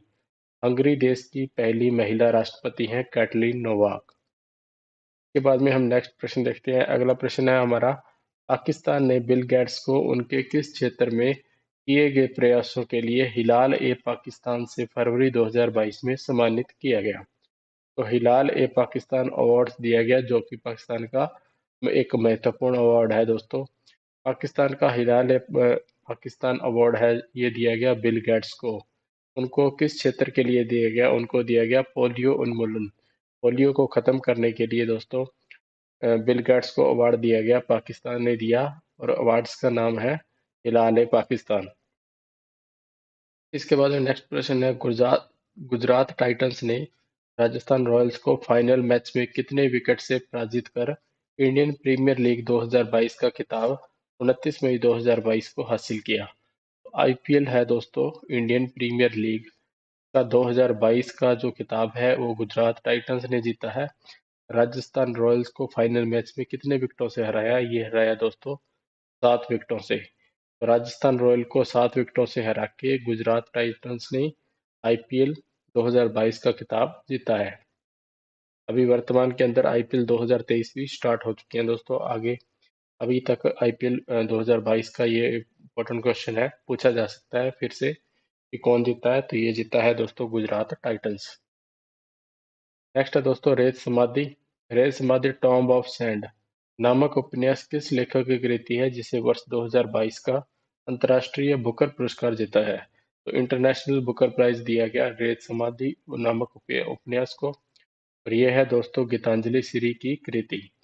Geetanjali Shri की बुक है टॉम्ब ऑफ सैंड, इसका हिंदी में नाम है रेत समाधि। इसको दिया गया था 2022 का अंतर्राष्ट्रीय पुरस्कार, जो कि काफी एग्जाम्स में ऑलरेडी पूछा गया है और आगे भी पूछे जाने की संभावना है। नेक्स्ट है दोस्तों, ट्रांसपेरेंसी इंटरनेशनल द्वारा 31 जनवरी 2023 को जारी नवीनतम भ्रष्टाचार धारणा सूचकांक में भारत की रैंक क्या है? तो जो 2023 के अंदर अभी लेटेस्ट इंडेक्स जारी हुआ था भ्रष्टाचार धारणा सूचकांक का, इसके अंदर भारत की रैंक है 85वीं 85वीं। इसके बाद नेक्स्ट प्रश्न है, आईसीसी अवार्ड्स 2022 के तहत men's cricketer of the year किसे घोषित किया गया है? तो men's cricketer of the year ICC awards दिए गए हैं, उसके अंदर 2022 के लिए जो men's cricketer of the year का अवार्ड दिया गया वो दिया गया ऑप्शन डी बाबर आजम को। बाबर आजम को men's cricketer of the year का अवार्ड दिया गया। इसके बाद में अगला प्रश्न है, वर्ष 2023 के लिए विश्व आर्द्रभूमि दिवस जो कि 2 फरवरी को मनाया जाता है, इसके लिए थीम क्या थी? तो इसकी जो विषय था, इसकी थीम थी वो थी वेटलैंड रेस्टोरेशन। वेटलैंड रेस्टोरेशन इसकी थीम थी। विश्व आर्द्रभूमि दिवस यानी कि वर्ल्ड वेटलैंड डे मनाया जाता है 2 फरवरी को। तो 2023 के अंदर मनाया गया, इसकी थीम थी वेटलैंड रेस्टोरेशन।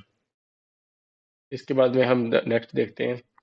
अब हम कुछ वन लाइनर क्वेश्चन देखते हैं जो काफी इंपॉर्टेंट है। सीबीएसई के परीक्षा संगम पोर्टल के 2 खंडों का नाम गंगा और यमुना रखा गया है, तो इनमें से तीसरे खंड का नाम क्या है? तो तीसरे खंड का नाम है दोस्तों सरस्वती। तो सीबीएसई ने एक संगम पोर्टल लॉन्च किया था, के अंदर 3 उन्होंने पार्ट बनाए थे उस संगम पोर्टल के। तो 2 खंड थे, उनका नाम था गंगा और एक का नाम था यमुना। गंगा और यमुना 2 पार्टों के नाम थे और तीसरे पार्ट का नाम हो जाएगा सरस्वती। तो ये पोर्टल था संगम पोर्टल, सीबीएसई के द्वारा लॉन्च किया गया था। इसके बाद में नेक्स्ट है, अगस्त 2022 में असम के मुख्यमंत्री द्वारा विद्या रथ, यहाँ फिल करना है दोस्तों, ऑन व्हील्स परियोजना। तो ये असम के मुख्यमंत्री ने इस योजना को लॉन्च किया था, विद्यारथ स्कूल ऑन व्हील्स परियोजना। तो यहाँ बताना था कि यहाँ डॉट डॉट यहाँ रिक्त स्थान है, इस रिक्त स्थान में कौन सा शब्द फिल होगा? तो यहाँ शब्द फिल होगा हमारा स्कूल। तो योजना का नाम है विद्यारथ स्कूल ऑन व्हील्स परियोजना, जो कि असम के मुख्यमंत्री द्वारा लॉन्च की गई थी। कई बार आपसे पूछा जा सकता है कि विद्यारथ स्कूल ऑन व्हील्स परियोजना किस राज्य की है? तो ये हो जाएगा हमारा असम राज्य। इसके बाद में नेक्स्ट है, 2022 आईपीएल में पर्पल कैप किसने जीता था? तो पर्पल कैप दोस्तों उस खिलाड़ी को मिलती है जो सबसे ज्यादा विकेट लेता है। तो पर्पल कैप का जो खिताब है 2022 के अंदर दिया गया है युजवेंद्र चहल को। युजवेंद्र चहल को दिया गया पर्पल कैप का खिताब आईपीएल 2022 के अंदर। और आईपीएल 2022 किसने जीता है? गुजरात टाइटंस ने राजस्थान रॉयल को हरा के। इसके बाद में नेक्स्ट है, लखनऊ हवाई अड्डे का नाम किस पूर्व भारतीय प्रधानमंत्री के नाम पर रखा गया है? तो लखनऊ हवाई अड्डे का नाम है वो चौधरी चरण सिंह हवाई अड्डा हो गया है। तो ये चौधरी चरण सिंह जो देश के प्रधानमंत्री थे, पूर्व प्रधानमंत्री, उनके नाम पर लखनऊ हवाई अड्डे का नाम रखा गया है। इसके बाद में हमारा अगला प्रश्न है, किसने फियरलेस गवर्नेंस नामक पुस्तक लिखी है? तो फियरलेस गवर्नेंस जो बुक है ये लिखी गई है किरण बेदी के द्वारा। काफी इंपॉर्टेंट है, एग्जाम में रिपीट की जा सकती है, काफी सारे एग्जाम में पूछी भी गई है। फियरलेस गवर्नेंस ये बुक है इंपॉर्टेंट। फियरलेस गवर्नेंस जो बुक है ये लिखी गई है किरण बेदी के द्वारा। नेक्स्ट है दोस्तों, भारतीय रिजर्व बैंक आरबीआई के द्वारा दृष्टिबाधित लोगों को मुद्रा नोटों के मूल्य वर्ग की पहचान करने में मदद करने के लिए लॉन्च किया गया मोबाइल ऐप है। तो उस मोबाइल ऐप का क्या नाम है? उसका नाम हो जाएगा मनी, MANI मनी। मनी की फुल फॉर्म होती है mobile aided note identifier. Money app launch किया गया है दृष्टिबाधित लोगों को मुद्रा नोटों के मूल्य वर्ग पहचान करने के लिए। यानी कि मनी जो हमारी मोबाइल एप्लीकेशन है, इससे आप जो इससे दृष्टिबाधित लोग हैं जिनको पूरी तरह से दिखता नहीं है, दृष्टिबाधित लोग इससे जो नोटों का मूल्य वर्ग है उसकी पहचान कर सकते हैं। मनी की फुल फॉर्म पूछी जा सकती है। मनी की फुल फॉर्म है मोबाइल एडेड नोट आइडेंटिफायर। और ये किसके द्वारा लॉन्च की गई है? ये एप्लीकेशन लॉन्च की गई है आरबीआई के द्वारा, रिजर्व बैंक ऑफ इंडिया के द्वारा। आरबीआई के फिलहाल गवर्नर हैं दोस्तों शक्तिकांत दास। इसके बाद में नेक्स्ट देखते हैं दोस्तों। नेक्स्ट प्रश्न है हमारा, भारतीय सेना के नए उप प्रमुख कौन बने हैं? तो भारतीय सेना के उप प्रमुख बनाया गया है एमवी सुचेंद्र कुमार को। फीफा क्लब विश्व कप 2023 का खिताब किसने जीता है? रियल मैड्रिड एफसी ने ये खिताब जीता है, जो कि फीफा क्लब एक होता है फीफा वर्ल्ड कप, एक होता है फीफा क्लब विश्व कप। फीफा क्लब विश्व कप जीता है रियल मैड्रिड एफसी ने। नेक्स्ट है दोस्तों, बांग्लादेश के नए राष्ट्रपति बने हैं मोहम्मद शहाबुद्दीन। तो जो लेटेस्ट नियुक्ति है ये है बांग्लादेश के नए राष्ट्रपति। बांग्लादेश के नए राष्ट्रपति कौन बने हैं? मोहम्मद शहाबुद्दीन। नेक्स्ट है विश्व खुशहाली सूचकांक 2023। इसमें कौन सा देश शीर्ष पर आया है? ये रहा है हमारा फिनलैंड, जिसमें भारत का स्थान है 136वां। और ये जो रिपोर्ट है, जो वर्ल्ड, इसको बोलते हैं इंग्लिश के अंदर वर्ल्ड हैप्पीनेस इंडेक्स 2023। तो जो वर्ल्ड हैप्पीनेस इंडेक्स है, हैप्पीनेस इंडेक्स के अंदर जो शीर्ष पर देख रहा है टॉप पे, वो रही है हमारी फिनलैंड कंट्री। इसमें भारत का स्थान है 136वां स्थान है भारत का। और जारी करता है सस्टेनेबल डेवलपमेंट सॉल्यूशन नेटवर्क, यानी कि SDSN इसको शॉर्ट में बोलते हैं। तो ये है इसका जारी करता, इसके द्वारा ये रिपोर्ट जारी की जाती है। इसके बाद में नेक्स्ट है institute of chartered accounts of India ICAI के नए अध्यक्ष कौन बने हैं? तो अनिकेत सुनील तलाटी इसके अध्यक्ष बनाए गए हैं, ICAI के अनिकेत सुनील तलाटी। इसके बाद में नेक्स्ट क्वेश्चन है हमारा, 5वें खेलो इंडिया यूथ गेम्स 2023 की पदक तालिका में कौन सा राज्य शीर्ष पर रहा है? तो टॉप पे रहा है महाराष्ट्र। 5वें खेलो यूथ इंडिया गेम्स है, इसके अंदर जो टॉप पे शीर्ष पे रहा है वो रहा है महाराष्ट्र। महाराष्ट्र ने कुल 161 पदक जीते हैं दोस्तों, और आयोजन स्थल था भोपाल। जो ये गेम्स हुए थे वो तो हुए थे भोपाल मध्य प्रदेश के अंदर, और ये 5वां संस्करण था। और इसका जो शुभंकर था वो था आशा और मोगली। आशा और मोगली इसके शुभंकर थे 5वें खेलो यूथ इंडिया गेम्स के। तो 5वां संस्करण था, इसका जो मैस्कॉट था यानी कि शुभंकर था वो था आशा और मोगली। और इसका आयोजन स्थल था वो था भोपाल मध्य प्रदेश। और इसमें महाराष्ट्र ने कुल 161 पदक जीते हैं, और महाराष्ट्र रहा है इस पदक तालिका के अंदर टॉप पे यानी कि शीर्ष पे। के बाद में नेक्स्ट प्रश्न है, भारत का पहला हाइब्रिड साउंडिंग रॉकेट कहाँ से लॉन्च किया गया है? तो भारत का जो पहला हाइब्रिड साउंडिंग रॉकेट है वो लॉन्च किया गया पट्टीपुलम से, जो कि पट्टीपुलम जगह हो जाएगी तमिलनाडु स्टेट के अंदर। तो तमिलनाडु के अंदर पट्टीपुलम जगह से भारत का पहला हाइब्रिड साउंडिंग रॉकेट लॉन्च किया गया है। इसके बाद में नेक्स्ट है रणजी ट्रॉफी 2023। तो रणजी ट्रॉफी किसने जीती है? ये जीती है सौराष्ट्र ने। सौराष्ट्र ने रणजी ट्रॉफी 2023 का खिताब जीता है। सौराष्ट्र ने पश्चिम बंगाल को 9 विकेट से हरा के रणजी ट्रॉफी 2023 का खिताब जीता है। और सौराष्ट्र ने पश्चिम बंगाल को हराया है 9 विकेटों से, और रणजी ट्रॉफी 2023 का खिताब जीता है। इसके बाद में नेक्स्ट प्रश्न है दोस्तों, सेमीकंडक्टर और डिस्प्ले बनाने के लिए भारत का पहला सेमीकंडक्टर संयंत्र कहाँ खुलेगा? तो सेमीकंडक्टर जो संयंत्र है इसको खोलने के लिए जो जगह है वो हो जाएगी गुजरात, धोलेरा। धोलेरा जगह पे सेमीकंडक्टर संयंत्र खोला जाएगा, गुजरात स्टेट के अंदर। नेक्स्ट है यूनिसेफ इंडिया के नए एम्बेसडर कौन बने हैं? तो यूनिसेफ इंडिया के आयुष्मान खुराना को लेटेस्ट के अंदर यूनिसेफ इंडिया का ब्रांड एम्बेसडर बनाया गया है। इसके बाद में नेक्स्ट है, भारत में आयोजित पहली फार्मूला ई रेस हैदराबाद ई प्रिक्स 2023 का खिताब किसने जीता है? तो भारत की ये पहली फार्मूला रेस है, हैदराबाद ई प्रिक्स का खिताब जीता है जीन एरिक वर्गेन ने। तो काफी इंपॉर्टेंट है, एग्जाम में पूछा जा सकता है। नेक्स्ट है, साइप्रस के नए राष्ट्रपति कौन बने हैं? तो साइप्रस के नए राष्ट्रपति बने हैं निकोस क्रिस्टोडोलाइड्स। तो निकोस क्रिस्टोडोलाइड्स ये है साइप्रस के नए राष्ट्रपति। और साइप्रस की जो राजधानी है वो है निकोसिया, और साइप्रस की मुद्रा है यूरो। इसके बाद में नेक्स्ट प्रश्न है, दादा साहब फाल्के अवार्ड 2023 में सर्वश्रेष्ठ अभिनेता का पुरस्कार किसे दिया गया है? तो जो सर्वश्रेष्ठ अभिनेता है इसका अवार्ड दिया गया रणबीर कपूर को। दादा साहब फाल्के अवार्ड काफी इंपॉर्टेंट होता है, इसलिए इसके अंदर देखते हैं। ये जो अवार्ड दिया गया रणबीर कपूर को, ये किस फिल्म के लिए दिया गया? ये दिया गया ब्रह्मास्त्र पार्ट 1 शिवा। इस फिल्म के लिए इनको ये अवार्ड दिया गया। तो इसके अंदर जो सर्वश्रेष्ठ अभिनेत्री का अवार्ड है वो दिया गया आलिया भट्ट को। इनकी मूवी है गंगूबाई काठियावाड़ी, इसके लिए दिया गया आलिया भट्ट को सर्वश्रेष्ठ अभिनेत्री का award. Film of the year का अवार्ड दिया गया ट्रिपल आर को। तो आरआरआर को क्या दिया गया? ट्रिपल आर को फिल्म ऑफ द ईयर का अवार्ड, दादा साहब फाल्के अवार्ड 2023 के अंदर। सर्वश्रेष्ठ फिल्म जो रही है वो रही है the Kashmir files. The Kashmir files सर्वश्रेष्ठ फिल्म रही है। क्रिटिक्स बेस्ट एक्टर रहे हैं वरुण धवन, और इनकी मूवी है भेड़िया। भेड़िया मूवी के लिए वरुण धवन को क्रिटिक्स बेस्ट एक्टर का अवार्ड दिया गया। क्रिटिक्स बेस्ट एक्ट्रेस का अवार्ड दिया गया विद्या बालन को जलसा मूवी के लिए। और बेस्ट डायरेक्टर का अवार्ड दिया गया आर बाल्की को चुप मूवी के लिए। तो चुप मूवी के लिए आर बाल्की को बेस्ट डायरेक्टर का अवार्ड दिया गया।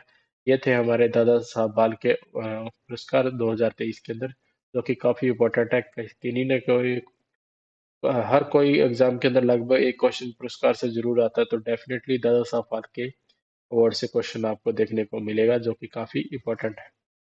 इसके बाद में नेक्स्ट देखते हैं दोस्तों, निम्न और मध्यम वर्ग की गरीब महिलाओं के लिए लाडली बहना योजना को किस राज्य सरकार के द्वारा लॉन्च किया गया है? जो लाडली बहना योजना है, ये योजना शुरू की गई है मध्य प्रदेश की सरकार के द्वारा। ये निम्न और मध्यम वर्ग की गरीब महिलाओं के लिए योजना चालू की गई है। इस योजना के माध्यम से मध्य प्रदेश के गरीब और मध्यम वर्गीय परिवारों की बहनों को 1,000 रुपये प्रति माह दिए जाएंगे। जो राशि दी जाएगी प्रति महीने, हर महीने वो दी जाएगी 1,000 रुपये। और इस योजना का नाम है लाडली बहना योजना। और ये किस गवर्नमेंट की है? ये हो जाएगी हमारी मध्य प्रदेश सरकार की योजना। इसके बाद में नेक्स्ट है 65वें ग्रैमी अवार्ड्स 2023 में किस भारतीय मूल के कंपोजर ने अपनी एल्बम डिवाइन टाइटन्स के लिए बेस्ट इमर्सिव एल्बम का अवार्ड जीता है? तो बेस्ट इमर्सिव एल्बम का अवार्ड दिया गया रिकी केज को, जो कि 65वें ग्रैमी अवार्ड्स 2023 के अंदर इनकी जो एल्बम थी वो थी divine titans. Divine tight divine tights divine tights जो इनकी एल्बम है, उसके लिए रिकी केज को बेस्ट इमर्सिव एल्बम का अवार्ड दिया गया। के बाद में नेक्स्ट है दोस्तों, रिचर्ड किन दो टेनिस खिलाड़ियों के पिता हैं जिनकी भूमिका निभाने के लिए विल स्मिथ को सर्वश्रेष्ठ अभिनेता के लिए 2022 का ऑस्कर अवार्ड दिया गया? तो 2022 का जो ऑस्कर अवार्ड दिया गया है सर्वश्रेष्ठ अभिनेता है, वो है विल स्मिथ। तो ये है विल विल स्मिथ। तो ये सेरेना और विंस विलियम, जो कि दो टेनिस खिलाड़ी हैं, इन दोनों खिलाड़ियों के पिता हैं विल स्मिथ, जिन्हें सर्वश्रेष्ठ अभिनेता यानी कि बेस्ट एक्टर का अवार्ड दिया गया 2022 के अंदर ऑस्कर का। तो ये इनके पिता हैं विल स्मिथ। के बाद में नेक्स्ट प्रश्न देखते हैं। नेक्स्ट है हमारा, किस संगठन ने अपने परिसर में बच्चों की तस्करी को रोकने के लिए ऑपरेशन नन्हे फरिश्ते शुरू किया है? तो ऑपरेशन नन्हे फरिश्ते शुरू किया गया है भारतीय रेलवे के द्वारा। इंडियन रेलवे ने ऑपरेशन नन्हे फरिश्ते शुरू किया है। बच्चों की तस्करी को रोकने के लिए इस ऑपरेशन को शुरू किया गया है। के बाद में नेक्स्ट प्रश्न है, आईआईटी रोपड़ ने किस तरह के लोगों को करेंसी नोटों को पहचानने में मदद करने के लिए रोशनी नामक एक मोबाइल एप्लीकेशन विकसित किया है? तो मोबाइल एप्लीकेशन है, उसका नाम है दोस्तों रोशनी। ये किसके द्वारा जो है विकसित किया गया, डेवलप किया गया, वो है आईआईटी रोपड़। आईआईटी रोपड़ के द्वारा इस एप्लीकेशन को जारी किया गया है। और ये है किन लोगों के लिए? दृष्टिबाधित लोगों के लिए। यानी कि दृष्टिबाधित लोग हैं उनके लिए रोशनी नामक एप्लीकेशन जारी की गई है। आईआईटी रोपड़ के द्वारा इसको डेवलप किया गया है। नेक्स्ट प्रश्न है दोस्तों, एस अगेंस्ट ऑड्स किस भारतीय खिलाड़ी की आत्मकथा है? तो ये है दोस्तों सानिया मिर्जा। सानिया मिर्जा की जो ऑटोबायोग्राफी है, आत्मकथा है, उसका नाम है एस अगेंस्ट ऑड्स, जो कि काफी इंपॉर्टेंट है। नेक्स्ट है दोस्तों, 7 फुट 2 इंच के सतनाम सिंह अमेरिका में किस खेल के उच्चतम स्तर में शामिल होने वाले पहले भारतीय हैं? तो बास्केटबॉल गेम के अंदर शामिल होने वाले सतनाम सिंह अमेरिका के अंदर किस खेल के अंदर? तो बास्केटबॉल के खिलाड़ी हैं सतनाम सिंह, जो कि 7 फुट 2 इंच के हैं, जो कि अ, अमेरिका के अंदर उच्चतम स्तर में शामिल होने वाले पहले भारतीय हो जाएंगे, फर्स्ट इंडियन है। इसके बाद में नेक्स्ट है दोस्तों, 1 जुलाई 2022 को भारत का सबसे बड़ा तैरता हुआ सौर ऊर्जा संयंत्र किस राज्य में पूर्ण परिचालन में आ गया था? तो भारत का सबसे बड़ा तैरता हुआ जो सौर ऊर्जा संयंत्र है वो हो जाएगा तेलंगाना के अंदर जिसको सेटअप किया गया था तेलंगाना के अंदर। के बाद में नेक्स्ट प्रश्न है 2022 के अंदर किस राष्ट्रीय उद्यान में गैंडों के लिए अबोर्ड ऑफ द यूनिकॉर्न्स नामक स्मारक का अनावरण किया गया था? तो काजीरंगा जो नेशनल पार्क है, काजीरंगा राष्ट्रीय उद्यान, उसके अंदर गैंडों के लिए अबोर्ड ऑफ द यूनिकॉर्न्स नामक एक स्मारक स्थापित किया गया है। सितंबर 2022 में किस क्रिकेटर महिला ने एक दिवसीय क्रिकेट में सर्वाधिक 255 विकेट लेने के बाद संन्यास लिया? तो ये है दोस्तों झूलन गोस्वामी, जो कि महिला क्रिकेटर हैं भारतीय टीम की, झूलन गोस्वामी, जिन्हें एक दिवसीय क्रिकेट के अंदर 200 सबसे ज्यादा 255 विकेट लेने के बाद इन्होंने संन्यास की घोषणा की है। के बाद में नेक्स्ट है दोस्तों, अक्टूबर 2022 के अंदर प्रधानमंत्री श्री नरेंद्र मोदी जी ने किस राज्य में महाकाल लोक गलियारे का उद्घाटन किया है? तो महाकाल लोक गलियारे का उद्घाटन किया गया मध्य प्रदेश के अंदर, जो कि प्रधानमंत्री नरेंद्र मोदी जी के द्वारा इसका उद्घाटन किया गया। नेक्स्ट प्रश्न है दोस्तों, किस भारतीय राज्य ने नारी को नमन नाम से एक नई योजना शुरू की है? तो नारी को नमन जो योजना है ये है दोस्तों हिमाचल प्रदेश सरकार की। तो है हिमाचल प्रदेश सरकार द्वारा जो नई योजना शुरू की गई है उसका नाम है नारी को नमन। इसके बाद में नेक्स्ट प्रश्न है, किस राज्य सरकार ने 5,000 रुपए की काशी यात्रा सब्सिडी योजना शुरू की है? तो जो 5,000 रुपए की काशी यात्रा है वो सब्सिडी योजना है, ये शुरू की गई है कर्नाटक सरकार के द्वारा। नेक्स्ट है, अगस्त 2022 में भारत की पहली अंडर वाटर मेट्रो का उद्घाटन किस शहर में किया गया था?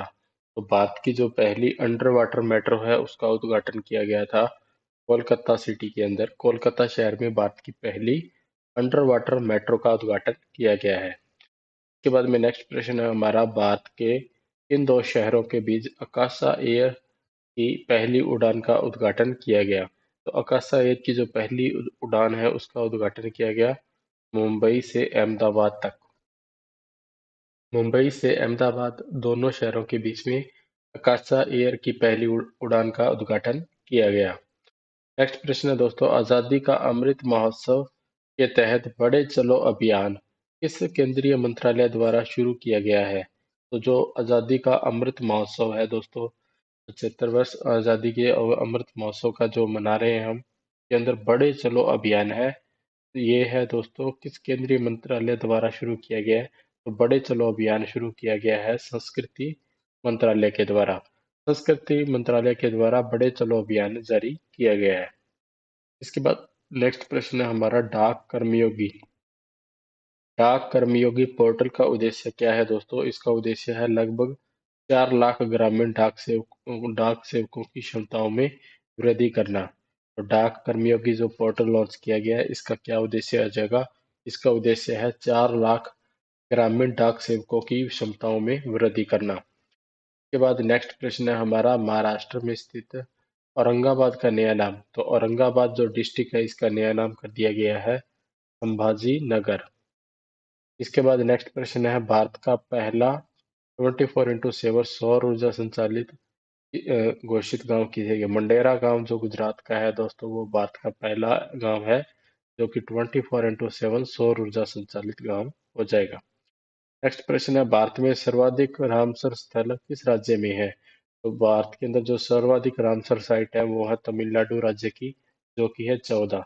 तो तमिलनाडु राज्य के अंदर 14 सर्वाधिक रामसर स्थल हो जाएंगे। तो वह अगर पूछा जाए सर्वाधिक रामसर स्थल तो वो हो जाएंगे तमिलनाडु स्टेट के अंदर। तो कितने हैं रामसर साइट? हो जाएंगी 14। इसके बाद नेक्स्ट प्रश्न है हमारा, ओमिक्रॉन वायरस के लिए बाइवैलेंट वैक्सीन को मंजूरी देने वाला विश्व का पहला देश कौन बना है? तो विश्व का पहला देश कौन सा है जो ओमिक्रॉन वायरस के लिए बाइवैलेंट वैक्सीन को मंजूरी दिया है? वो हो जाएगा यूके यानी कि यूनाइटेड किंगडम। नेक्स्ट प्रश्न है, दक्षिण कोरिया के पहले चंद्र मिशन का नाम क्या है? तो जो दक्षिण कोरिया है, साउथ कोरिया, इसका जो पहला चंद्र मिशन है इसका नाम है दानुरी। पहले चंद्र मिशन का नाम हो जाएगा दानुरी। नेक्स्ट प्रश्न है हमारा, राष्ट्रमंडल राष्ट्र में शामिल होने वाला 56वां देश कौन सा बना है? तो 56वां देश हो जाएगा टोंगो। टोंगो कंट्री है वो 56वां देश बना है राष्ट्रमंडल राष्ट्र में शामिल होने वाला। और इससे पहले जो कंट्री थी 55वां, वो था हमारा देश गैबोन। 55वां देश था गैबोन और 56वां देश हो जाएगा टोंगो। नेक्स्ट प्रश्न है, हाइड्रोजन से चलने वाला दुनिया का पहला यात्री ट्रेन किस देश ने लॉन्च किया है? हाइड्रोजन से चलने वाला जो पहला यात्री ट्रेन है वो लॉन्च किया गया जर्मनी के द्वारा। अगला प्रश्न है, महिलाओं को मुफ्त सैनिटरी पैड उपलब्ध कराने के संबंध में कानून बनाने वाला विश्व का पहला देश कौन बना है? तो महिलाओं को मुफ्त के अंदर सैनिटरी पैड को उपलब्ध कराने के संबंध में जो कानून बनाने वाला विश्व का पहला देश है वो हो जाएगा स्कॉटलैंड। नेक्स्ट है दोस्तों, विश्व का सबसे बड़ा कार्बन फाइबर प्लांट कहाँ बनाया जा रहा है? तो विश्व का सबसे बड़ा जो कार्बन फाइबर प्लांट है वो लगाया जा रहा है हजीरा के अंदर। हजीरा गुजरात के अंदर। तो गुजरात की जगह है, प्लेस है हजीरा, जहाँ पे विश्व का सबसे बड़ा कार्बन फाइबर प्लांट लगाया जा रहा है। नेक्स्ट है दोस्तों, महारत्न का दर्जा पाने वाली भारत की 12वीं कंपनी कौन बनी है? पहले हमारी जो महारत्न कंपनियां थी 11, उसके बाद में हमारी जो 12वीं कंपनी बनी है वो है ग्रामीण विद्युतीकरण निगम लिमिटेड, जिसे शॉर्ट के अंदर बोलते हैं रूरल इलेक्ट्रिशियन कॉरपोरेशन, REC। तो ग्रामीण विद्युतीकरण निगम लिमिटेड हो जाएगी हमारी 12वीं महारत्न कंपनी। उसके बाद हमारा नेक्स्ट प्रश्न है, भारत का सर्वश्रेष्ठ चिड़ियाघर। भारत का सर्वश्रेष्ठ चिड़ियाघर का दर्जा किसे दिया गया है? भारत के सर्वश्रेष्ठ चिड़ियाघर का दर्जा दिया गया नायडू हिमालयन जूलॉजिकल पार्क को, जो कि है दार्जिलिंग के अंदर। नायडू हिमालयन जूलॉजिकल पार्क, जो कि भारत का सर्वश्रेष्ठ चिड़ियाघर का दर्जा दिया गया है। अगला प्रश्न है, 199 वर्ष के अंतराल के बाद नागालैंड में किस दूसरे रेलवे स्टेशन का निर्माण किया जा रहा है? तो लगभग 200 वर्षों के अंतराल, 199 वर्षों के अंतराल के बाद भी नागालैंड के अंदर दूसरे रेलवे स्टेशन का निर्माण किया जा रहा है, जिसका नाम है खखोवी रेलवे स्टेशन। और इससे पहले जो रेलवे स्टेशन था वो था हमारा दीमापुर रेलवे स्टेशन, जो कि नागालैंड का पहला रेलवे स्टेशन था। इसके बाद में दूसरा बनाया जा रहा है खखोवी रेलवे स्टेशन, जो कि काफी लंबे अंतराल के बाद लगभग 199 वर्षों के बाद बनाया जा रहा है। नेक्स्ट प्रश्न है, किस राज्य सरकार ने भारत के पहले ई वेस्ट इको पार्क बनाने की घोषणा की है? तो भारत के पहले ई वेस्ट इको पार्क को बनाने की घोषणा की गई है दिल्ली सरकार के द्वारा। नेक्स्ट प्रश्न है, नासा के अंतर्राष्ट्रीय वायु और अंतरिक्ष कार्यक्रम को पूरा करने वाली पहली भारतीय कौन बनी है? तो नासा का जो अंतरिक्ष वायु और अंतरिक्ष कार्यक्रम है उसको पूरा करने वाली जो पहली भारतीय है वो है डांगेती। जानवी डांगेती हैं वो नासा की अंदर पहली भारतीय बनी है जो कि अंतर्राष्ट्रीय वायु और अंतरिक्ष कार्यक्रम को पूरा करने वाली फर्स्ट इंडियन वुमन है जानवी डांगेती। नेक्स्ट प्रश्न है दोस्तों, मानव यात्रियों को ले जाने वाले भारत के पहले ड्रोन का क्या नाम है? तो भारत का जो फर्स्ट ड्रोन है उसका नाम रखा गया है वरुण, जो कि मानव यात्रियों को लेके जाएगा। मानव यात्रियों को ले जाने वाले पहले ड्रोन का नाम हो जाएगा वरुण। अगला प्रश्न है, भारत का पहला पूरी तरह से 5G नेटवर्क वाला हवाई अड्डा कौन बना है? तो पूरी तरह से जो 5G नेटवर्क वाला हवाई अड्डा वो हो जाएगा दिल्ली अंतर्राष्ट्रीय हवाई अड्डा। इंदिरा गांधी नेशनल हवाई अड्डा 5G नेटवर्क वाला पहला हवाई अड्डा होगा, जो कि पूरी तरह से 5G नेटवर्क के अंदर, जहाँ पे पूरी तरह से 5G नेटवर्क आपको मिलने वाला है। इसके बाद में नेक्स्ट प्रश्न है दोस्तों, भारत का पहला पूरी तरह से डिजिटल साक्षरता वाला पंचायत कौन है?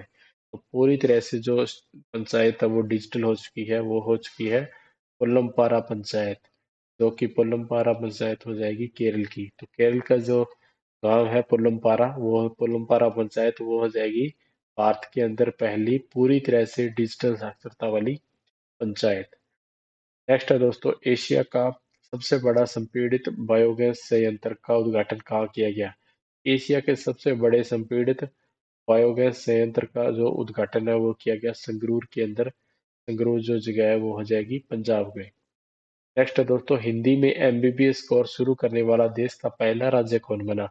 तो हिंदी के अंदर अब MBBS कोर्स को लॉन्च किया गया है मध्य प्रदेश गवर्नमेंट के द्वारा। तो मध्य प्रदेश राज्य के अंदर आप जो एमबीबीएस का कोर्स है वो अब हिंदी में भी कर पाएंगे। तो हिंदी में जो पहला राज्य बना है, देश का पहला राज्य एमबीबीएस कोर्स को हिंदी में लॉन्च कर रहा है, वो है मध्य प्रदेश। इसके बाद नेक्स्ट प्रश्न है हमारा, भारत की पहली लिथियम आयन सेल निर्माण फैक्ट्री का उद्घाटन कहाँ किया गया? तो भारत की पहली लिथियम आयन आयन सेल की जो फैक्ट्री है वो लगाई जा रही है तिरुपति आंध्र प्रदेश के अंदर, जो कि इम्पोर्टेंट क्वेश्चन है। ये डेफिनेटली एग्जाम में पूछा जा सकता है। भारत की पहली लिथियम आयन सेल फैक्ट्री का निर्माण किया गया तिरुपति आंध्र प्रदेश के अंदर, जो कि इम्पोर्टेंट है। इसके बाद में नेक्स्ट है दोस्तों, भारत के पहले भूकंप स्मारक का उद्घाटन कहाँ किया गया? तो भारत का जो पहला भूकंप स्मारक है इसका उद्घाटन किया गया भुज के अंदर। भुज जो जगह है वो हो जाएगी हमारी गुजरात में। तो गुजरात के अंदर भुज जगह पे भारत के पहले भूकंप स्मारक का उद्घाटन किया गया। नेक्स्ट प्रश्न है, किस राज्य ने प्रत्येक जिले में एक संस्कृत भाषी गांव विकसित करने की घोषणा की है? तो प्रत्येक जिले के अंदर कम से कम एक संस्कृत भाषी गांव होगा, ऐसी योजना जो लॉन्च की गई है, ऐसी स्कीम वो है उत्तराखंड गवर्नमेंट की। तो प्रत्येक जिले में एक संस्कृत भाषी गांव विकसित किया जाएगा उत्तराखंड जिले के अंदर। के बाद में नेक्स्ट प्रश्न देखते हैं। नेक्स्ट है दोस्तों, जनवरी 2023 के अंदर ICC men's player of the month का खिताब दिया गया शुभमन गिल को, जो कि भारत के खिलाड़ी हैं। भारत के क्रिकेटर हैं शुभमन गिल, जिनको ICC men's player of the month दिया गया जनवरी 2023 के अंदर। और जनवरी 2023 में ICC women's player of the month का खिताब दिया गया ग्रेस विक्रिट पवेस को, जो कि ऑस्ट्रेलिया की महिला खिलाड़ी हैं दोस्तों।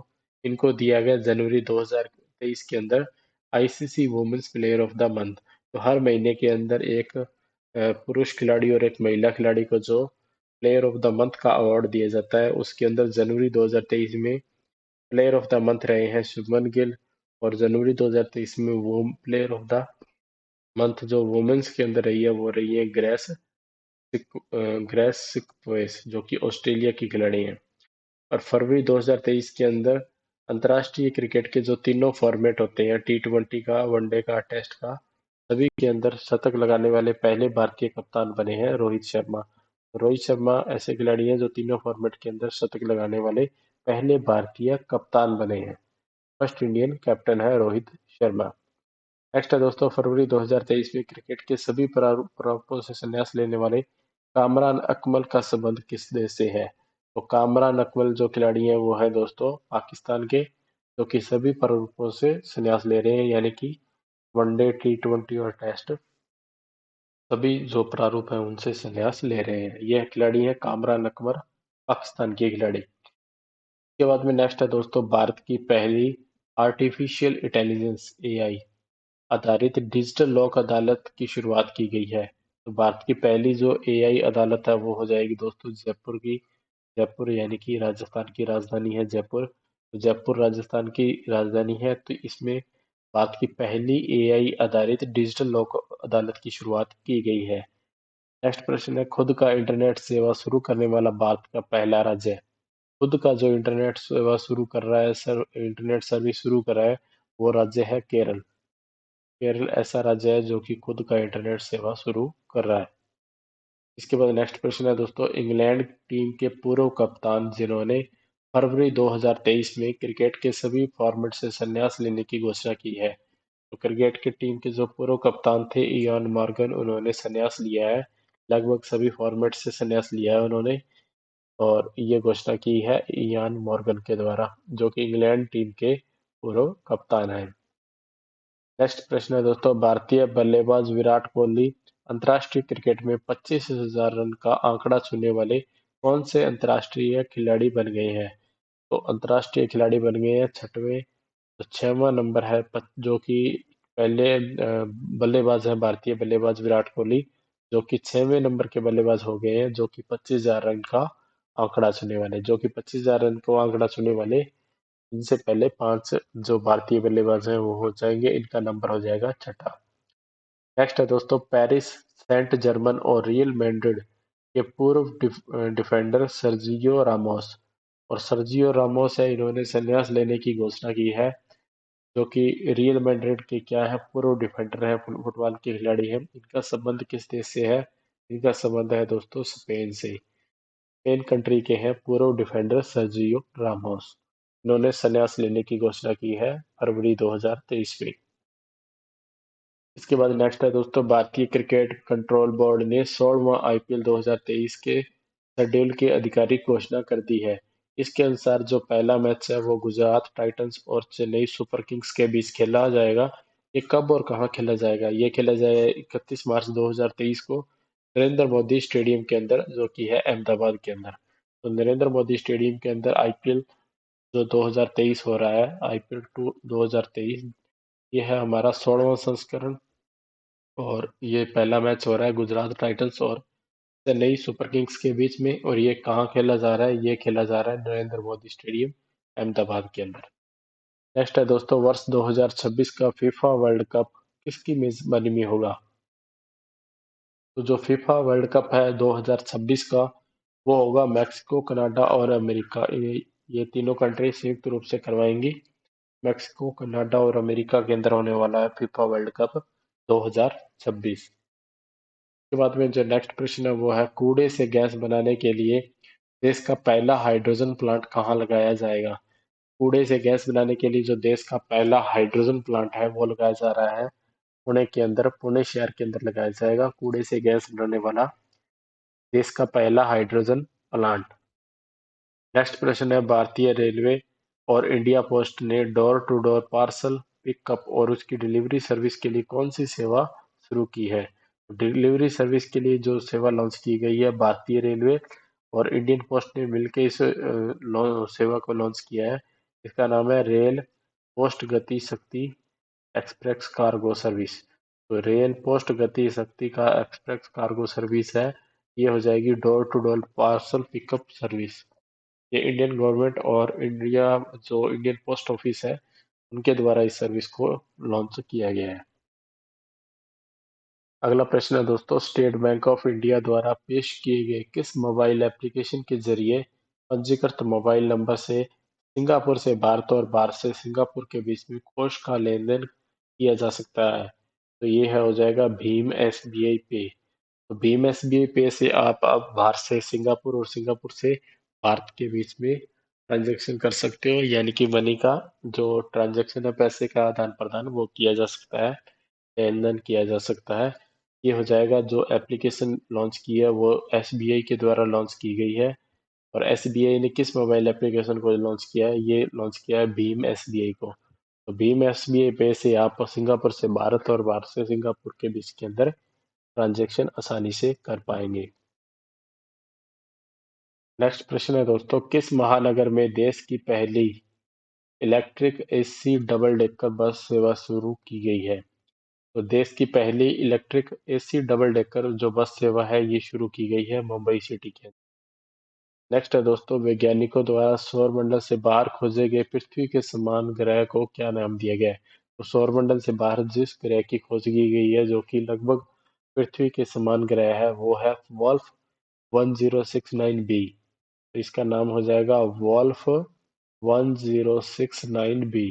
इस ग्रह की खोज की गई है जो कि सौरमंडल से बाहर है, लगभग पृथ्वी के समान ग्रह है।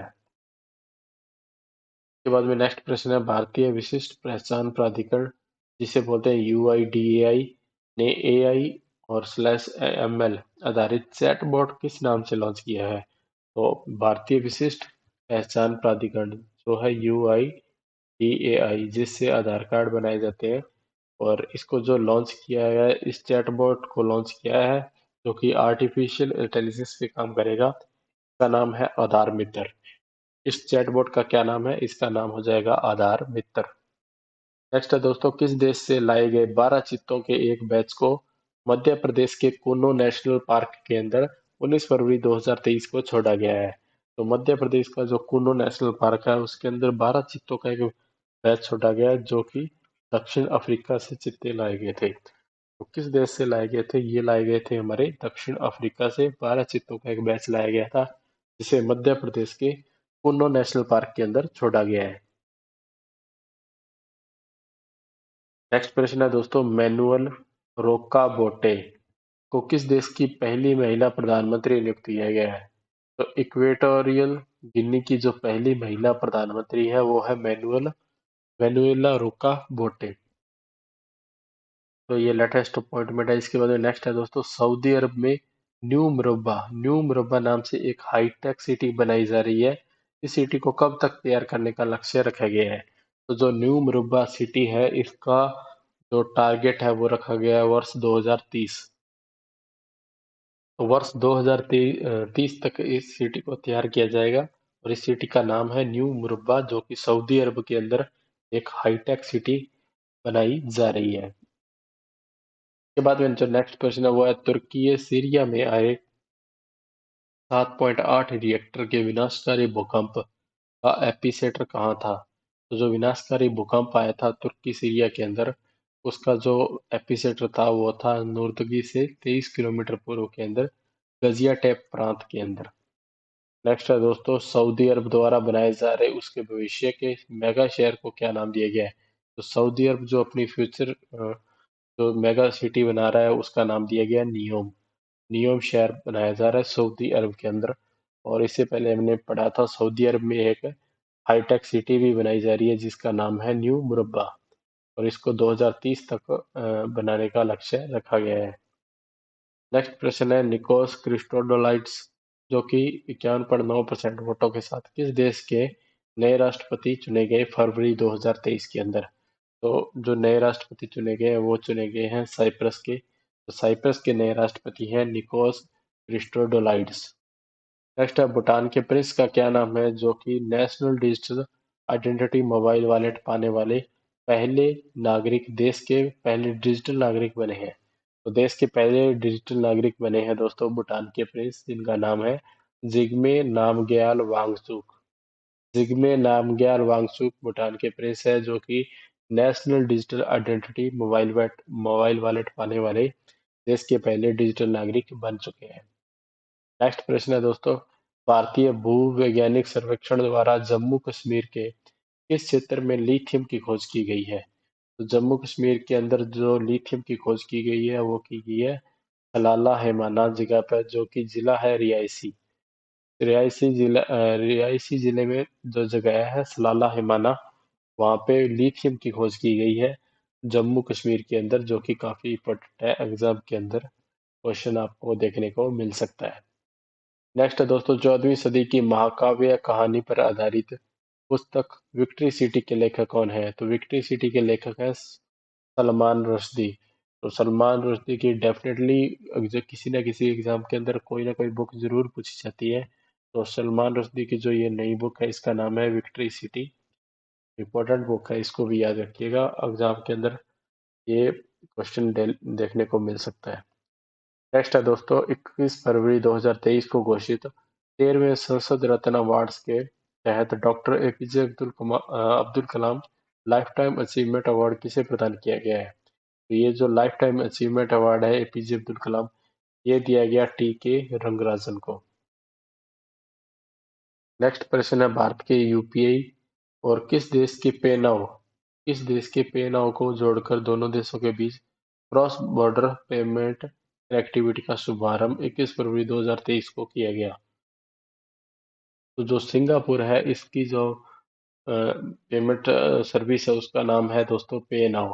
तो भारत का जो यूपीआई है और सिंगापुर का पे नाउ है, इन दोनों को जोड़ के अब आप पेमेंट की कनेक्टिविटी को आसान किया गया है, जो कि क्रॉस बॉर्डर पेमेंट कनेक्टिविटी का शुभारंभ किया गया है। तो सिंगापुर का है पे नाउ और भारत का यूपीआई, इन दोनों को मिक्स करके क्रॉस बॉर्डर करके पेमेंट की कनेक्टिविटी को थोड़ा आसान किया गया है, जिसके जरिए आप आसानी से पेमेंट कर सकते हैं। नेक्स्ट प्रश्न है दोस्तों, शबरी माता की जयंती के अवसर पर कोल जनजाति महाकुंभ का आयोजन फरवरी 2023 में कहाँ किया गया है? तो शबरी माता की जयंती के अवसर पर जो कोल जनजाति महाकुंभ है इसका आयोजन किया गया सतना मध्य प्रदेश के अंदर। तो सतना जगह है जो मध्य प्रदेश के अंदर, वहाँ पे कोल जनजाति महाकुंभ का आयोजन किया गया। नेक्स्ट है, वह भारतीय शिक्षाविद जो बांग्लादेश के अंतर्राष्ट्रीय मातृभाषा पुरस्कार 2023 से सम्मानित होने वाले पहले भारतीय बने हैं?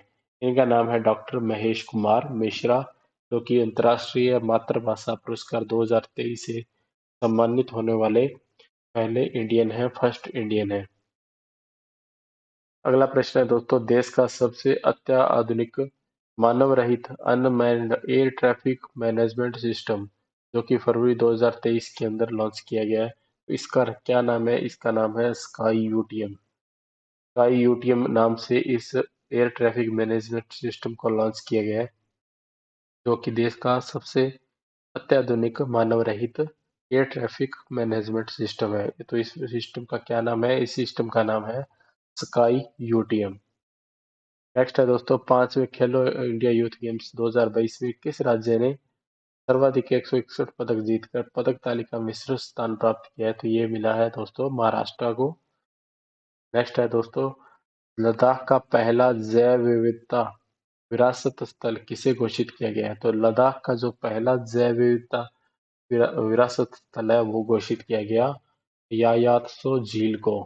तो यायात्सो जो रिवर है इसको लद्दाख का पहला जैव विविधता विरासत स्थल घोषित किया गया है। नेक्स्ट प्रश्न है, दादा साहब फाल्के अंतर्राष्ट्रीय फिल्म महोत्सव 2023 के अंदर किस फिल्म को फिल्म ऑफ द ईयर का अवार्ड दिया गया है? तो film of the year award दिया गया ट्रिपल आर को, जो कि दादा साहब फाल्के दादा साहब फाल्के अवार्ड है, इसके अंदर फिल्म ऑफ द ईयर का अवार्ड दिया गया है। नेक्स्ट है दोस्तों, अमेरिकी राष्ट्रपति जो बाइडेन द्वारा किसे विश्व बैंक का अध्यक्ष 23 फरवरी 2023 को नामित किया गया है? तो वर्ल्ड बैंक का जो अध्यक्ष बनाया गया है दोस्तों, वो बनाया गया अजय बंगा को, जो कि जो बाइडेन अमेरिका के राष्ट्रपति हैं उनके द्वारा वर्ल्ड बैंक का अध्यक्ष बनाया गया है। नेक्स्ट है दोस्तों, केंद्र सरकार ने महाराष्ट्र के औरंगाबाद और उस्मानाबाद का नाम बदलकर क्या करने के लिए मंजूरी दी है फरवरी 2023 में? तो महाराष्ट्र के औरंगाबाद और उस्मानाबाद को औरंगाबाद को कहा जाएगा छत्रपति संभाजीनगर और उस्मानाबाद को कहा जाएगा धाराशिव। इनके नाम चेंजेस किए गए हैं, औरंगाबाद को छत्रपति संभाजीनगर और उस्मानाबाद को धाराशिव कहा जाएगा। नेक्स्ट है दोस्तों, यूनिंग यूनिंग फेस्टिवल। यूनिंग फेस्टिवल का संबंध किस राज्य से है? तो ये है हमारा अरुणाचल प्रदेश का।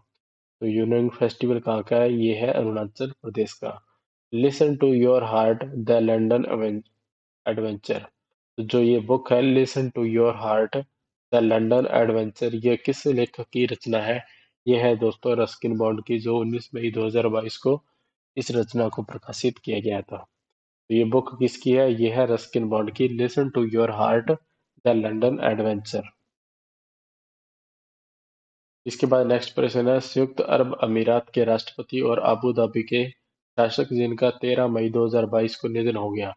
तो जो संयुक्त अरब अमीरात के जो राष्ट्रपति थे और अबू धाबी के शासक थे उनका नाम था शेख खलीफा बिन जायद अल नहयान। इसके बाद में नेक्स्ट है दोस्तों, केंद्र सरकार द्वारा अपनी अलग अलग योजनाओं को एक ही प्लेटफॉर्म पर उपलब्ध कराने के लिए कौन सा एक पोर्टल शीघ्र ही लॉन्च किया जाएगा? तो जन समर्थ पोर्टल लॉन्च किया जाएगा, जहां आपको अलग अलग योजनाओं को सिर्फ एक प्लेटफॉर्म पर लाने का काम किया जा रहा है, यानी कि जितनी भी योजनाएं हैं उनको आप जन समर्थ पोर्टल पर देख सकते हैं। नेक्स्ट है दोस्तों, वर्ष 1965 में अर्जुन पुरस्कार से सम्मानित भारतीय महिला हॉकी टीम की वह पूर्व कप्तान जिनका 26 अप्रैल 2022 को बेंगलुरु में निधन हो गया। तो भारतीय महिला हॉकी टीम की जो पूर्व कप्तान थी उनका नाम था एल्वेरा ब्रेटो। नेक्स्ट है दोस्तों, राष्ट्रीय सुपर कंप्यूटिंग मिशन द्वारा आईआईटी रुड़की में इस सुपर कंप्यूटर को 8 मार्च 2022 को स्थापित किया गया। तो परम गंगा नाम का जो सुपर कंप्यूटर है उसको आईआईटी रुड़की के अंदर जो है स्थापित किया गया है। तो नेक्स्ट है दोस्तों, अगला प्रश्न हमारा, युद्धग्रस्त यूक्रेन से भारतीयों की वापसी के लिए भारत सरकार ने कौन सा मिशन लॉन्च किया गया है? तो यूक्रेन के अंदर जो युद्ध चला था उसके अंदर जो भारत ने ऑपरेशन चलाया था उसका नाम था ऑपरेशन गंगा। तो भारतीय जो नागरिक थे उनको वापस लाने के लिए भारतीयों को ऑपरेशन गंगा चलाया गया था। नेक्स्ट है दोस्तों, शेनवान। शेनवान किस देश के महान स्पिनर थे जिनका को समुई द्वीप थाईलैंड में 4 मार्च 2022 को निधन हो गया? तो शेनवॉन एक महान स्पिनर थे दोस्तों ऑस्ट्रेलिया के अंदर। एक क्रिकेटर थे शेनवॉन ऑस्ट्रेलिया के, जो कि महान स्पिनर थे। तो बॉलर थे शेनवॉन, बहुत ही महान। इनका जो निधन हो गया है समुई द्वीप थाईलैंड के अंदर। नेक्स्ट प्रश्न है दोस्तों, देश के किस पूर्वोत्तर राज्य ने राष्ट्रीय ई विधान राष्ट्रीय ई विधान नीवा परियोजना को सफलतापूर्वक लागू कर पूरी तरह से पेपरलेस होने वाली देश की पहली विधानसभा बनने का इतिहास रचा है? तो देश की पहली विधानसभा है जो कि पूरी तरह से पेपरलेस हो गई है, तो ये हो गई है राष्ट्रीय ई विधान परियोजना के अंदर। तो इसका नाम है नागालैंड। तो नागालैंड की जो विधानसभा है वो हो गई है पूरी तरह से पेपरलेस। नेक्स्ट है दोस्तों, वर्ष 2022 का स्टॉकहोम जल पुरस्कार, इसे दोस्तों जल का नोबेल पुरस्कार भी कहा जाता है। स्टॉकहोम जल प्राइज को जल का नोबेल पुरस्कार भी कहा जाता है। तो ये प्राइज किसे दिया गया है दोस्तों? ये 2022 का जो अवार्ड है ये दिया गया प्रोफेसर विल्फ्रेड ब्रूटेस्ट को, स्टॉकहोम जल पुरस्कार। नेक्स्ट है दोस्तों, स्वर सम्राज्ञी लता मंगेशकर का देहावसान 6 फरवरी 2022 को हो गया। उन्हें भारत का सर्वोच्च सम्मान भारत रत्न कब प्रदान किया गया? तो लता मंगेशकर को जो भारत रत्न अवार्ड दिया गया था वो दिया गया था वर्ष 2001 के अंदर। नेक्स्ट है दोस्तों, नवदीप सिंह गिल ने 2020 के अंदर टोक्यो ओलंपिक में स्वर्ण पदक विजेता नीरज चोपड़ा की जीवनी पर आधारित किस पुस्तक की रचना की गई है? तो नीरज चोपड़ा की जो जीवनी है उस पे जो बुक लॉन्च की है वो है गोल्डन बॉय नीरज चोपड़ा। तो ये बुक को किसने लिखा है? ये लिखा है नवदीप सिंह गिल के द्वारा लिखी गई है। नेक्स्ट प्रश्न है, विज्ञान और प्रौद्योगिकी विभाग द्वारा युवा गणितज्ञों को दिया जाने वाला रामानुजन पुरस्कार 2021 के लिए 22 फरवरी 2022 को किसे प्रदान किया गया? तो रामानुजन पुरस्कार है जो 2021 का वो 2022 के अंदर दिया गया प्रोफेसर डॉक्टर नीना गुप्ता को। नेक्स्ट प्रश्न है, कौन सा राज्य नदियों में night navigation mobile app launch करने वाला देश का पहला राज्य बना है? तो नदियों के अंदर जो नाइट नेविगेशन मोबाइल ऐप है उसको लॉन्च करने वाला असम राज्य देश का पहला राज्य हो जाएगा। ये था दोस्तों 1 जनवरी 2022 से लेकर 1 अप्रैल 2023 तक हमारे टोटल 15 महीनों का पूरा करंट अफेयर। जो भी मोस्ट इम्पोर्टेंट करंट अफेयर था वो हमने इस वीडियो के अंदर कवर किया।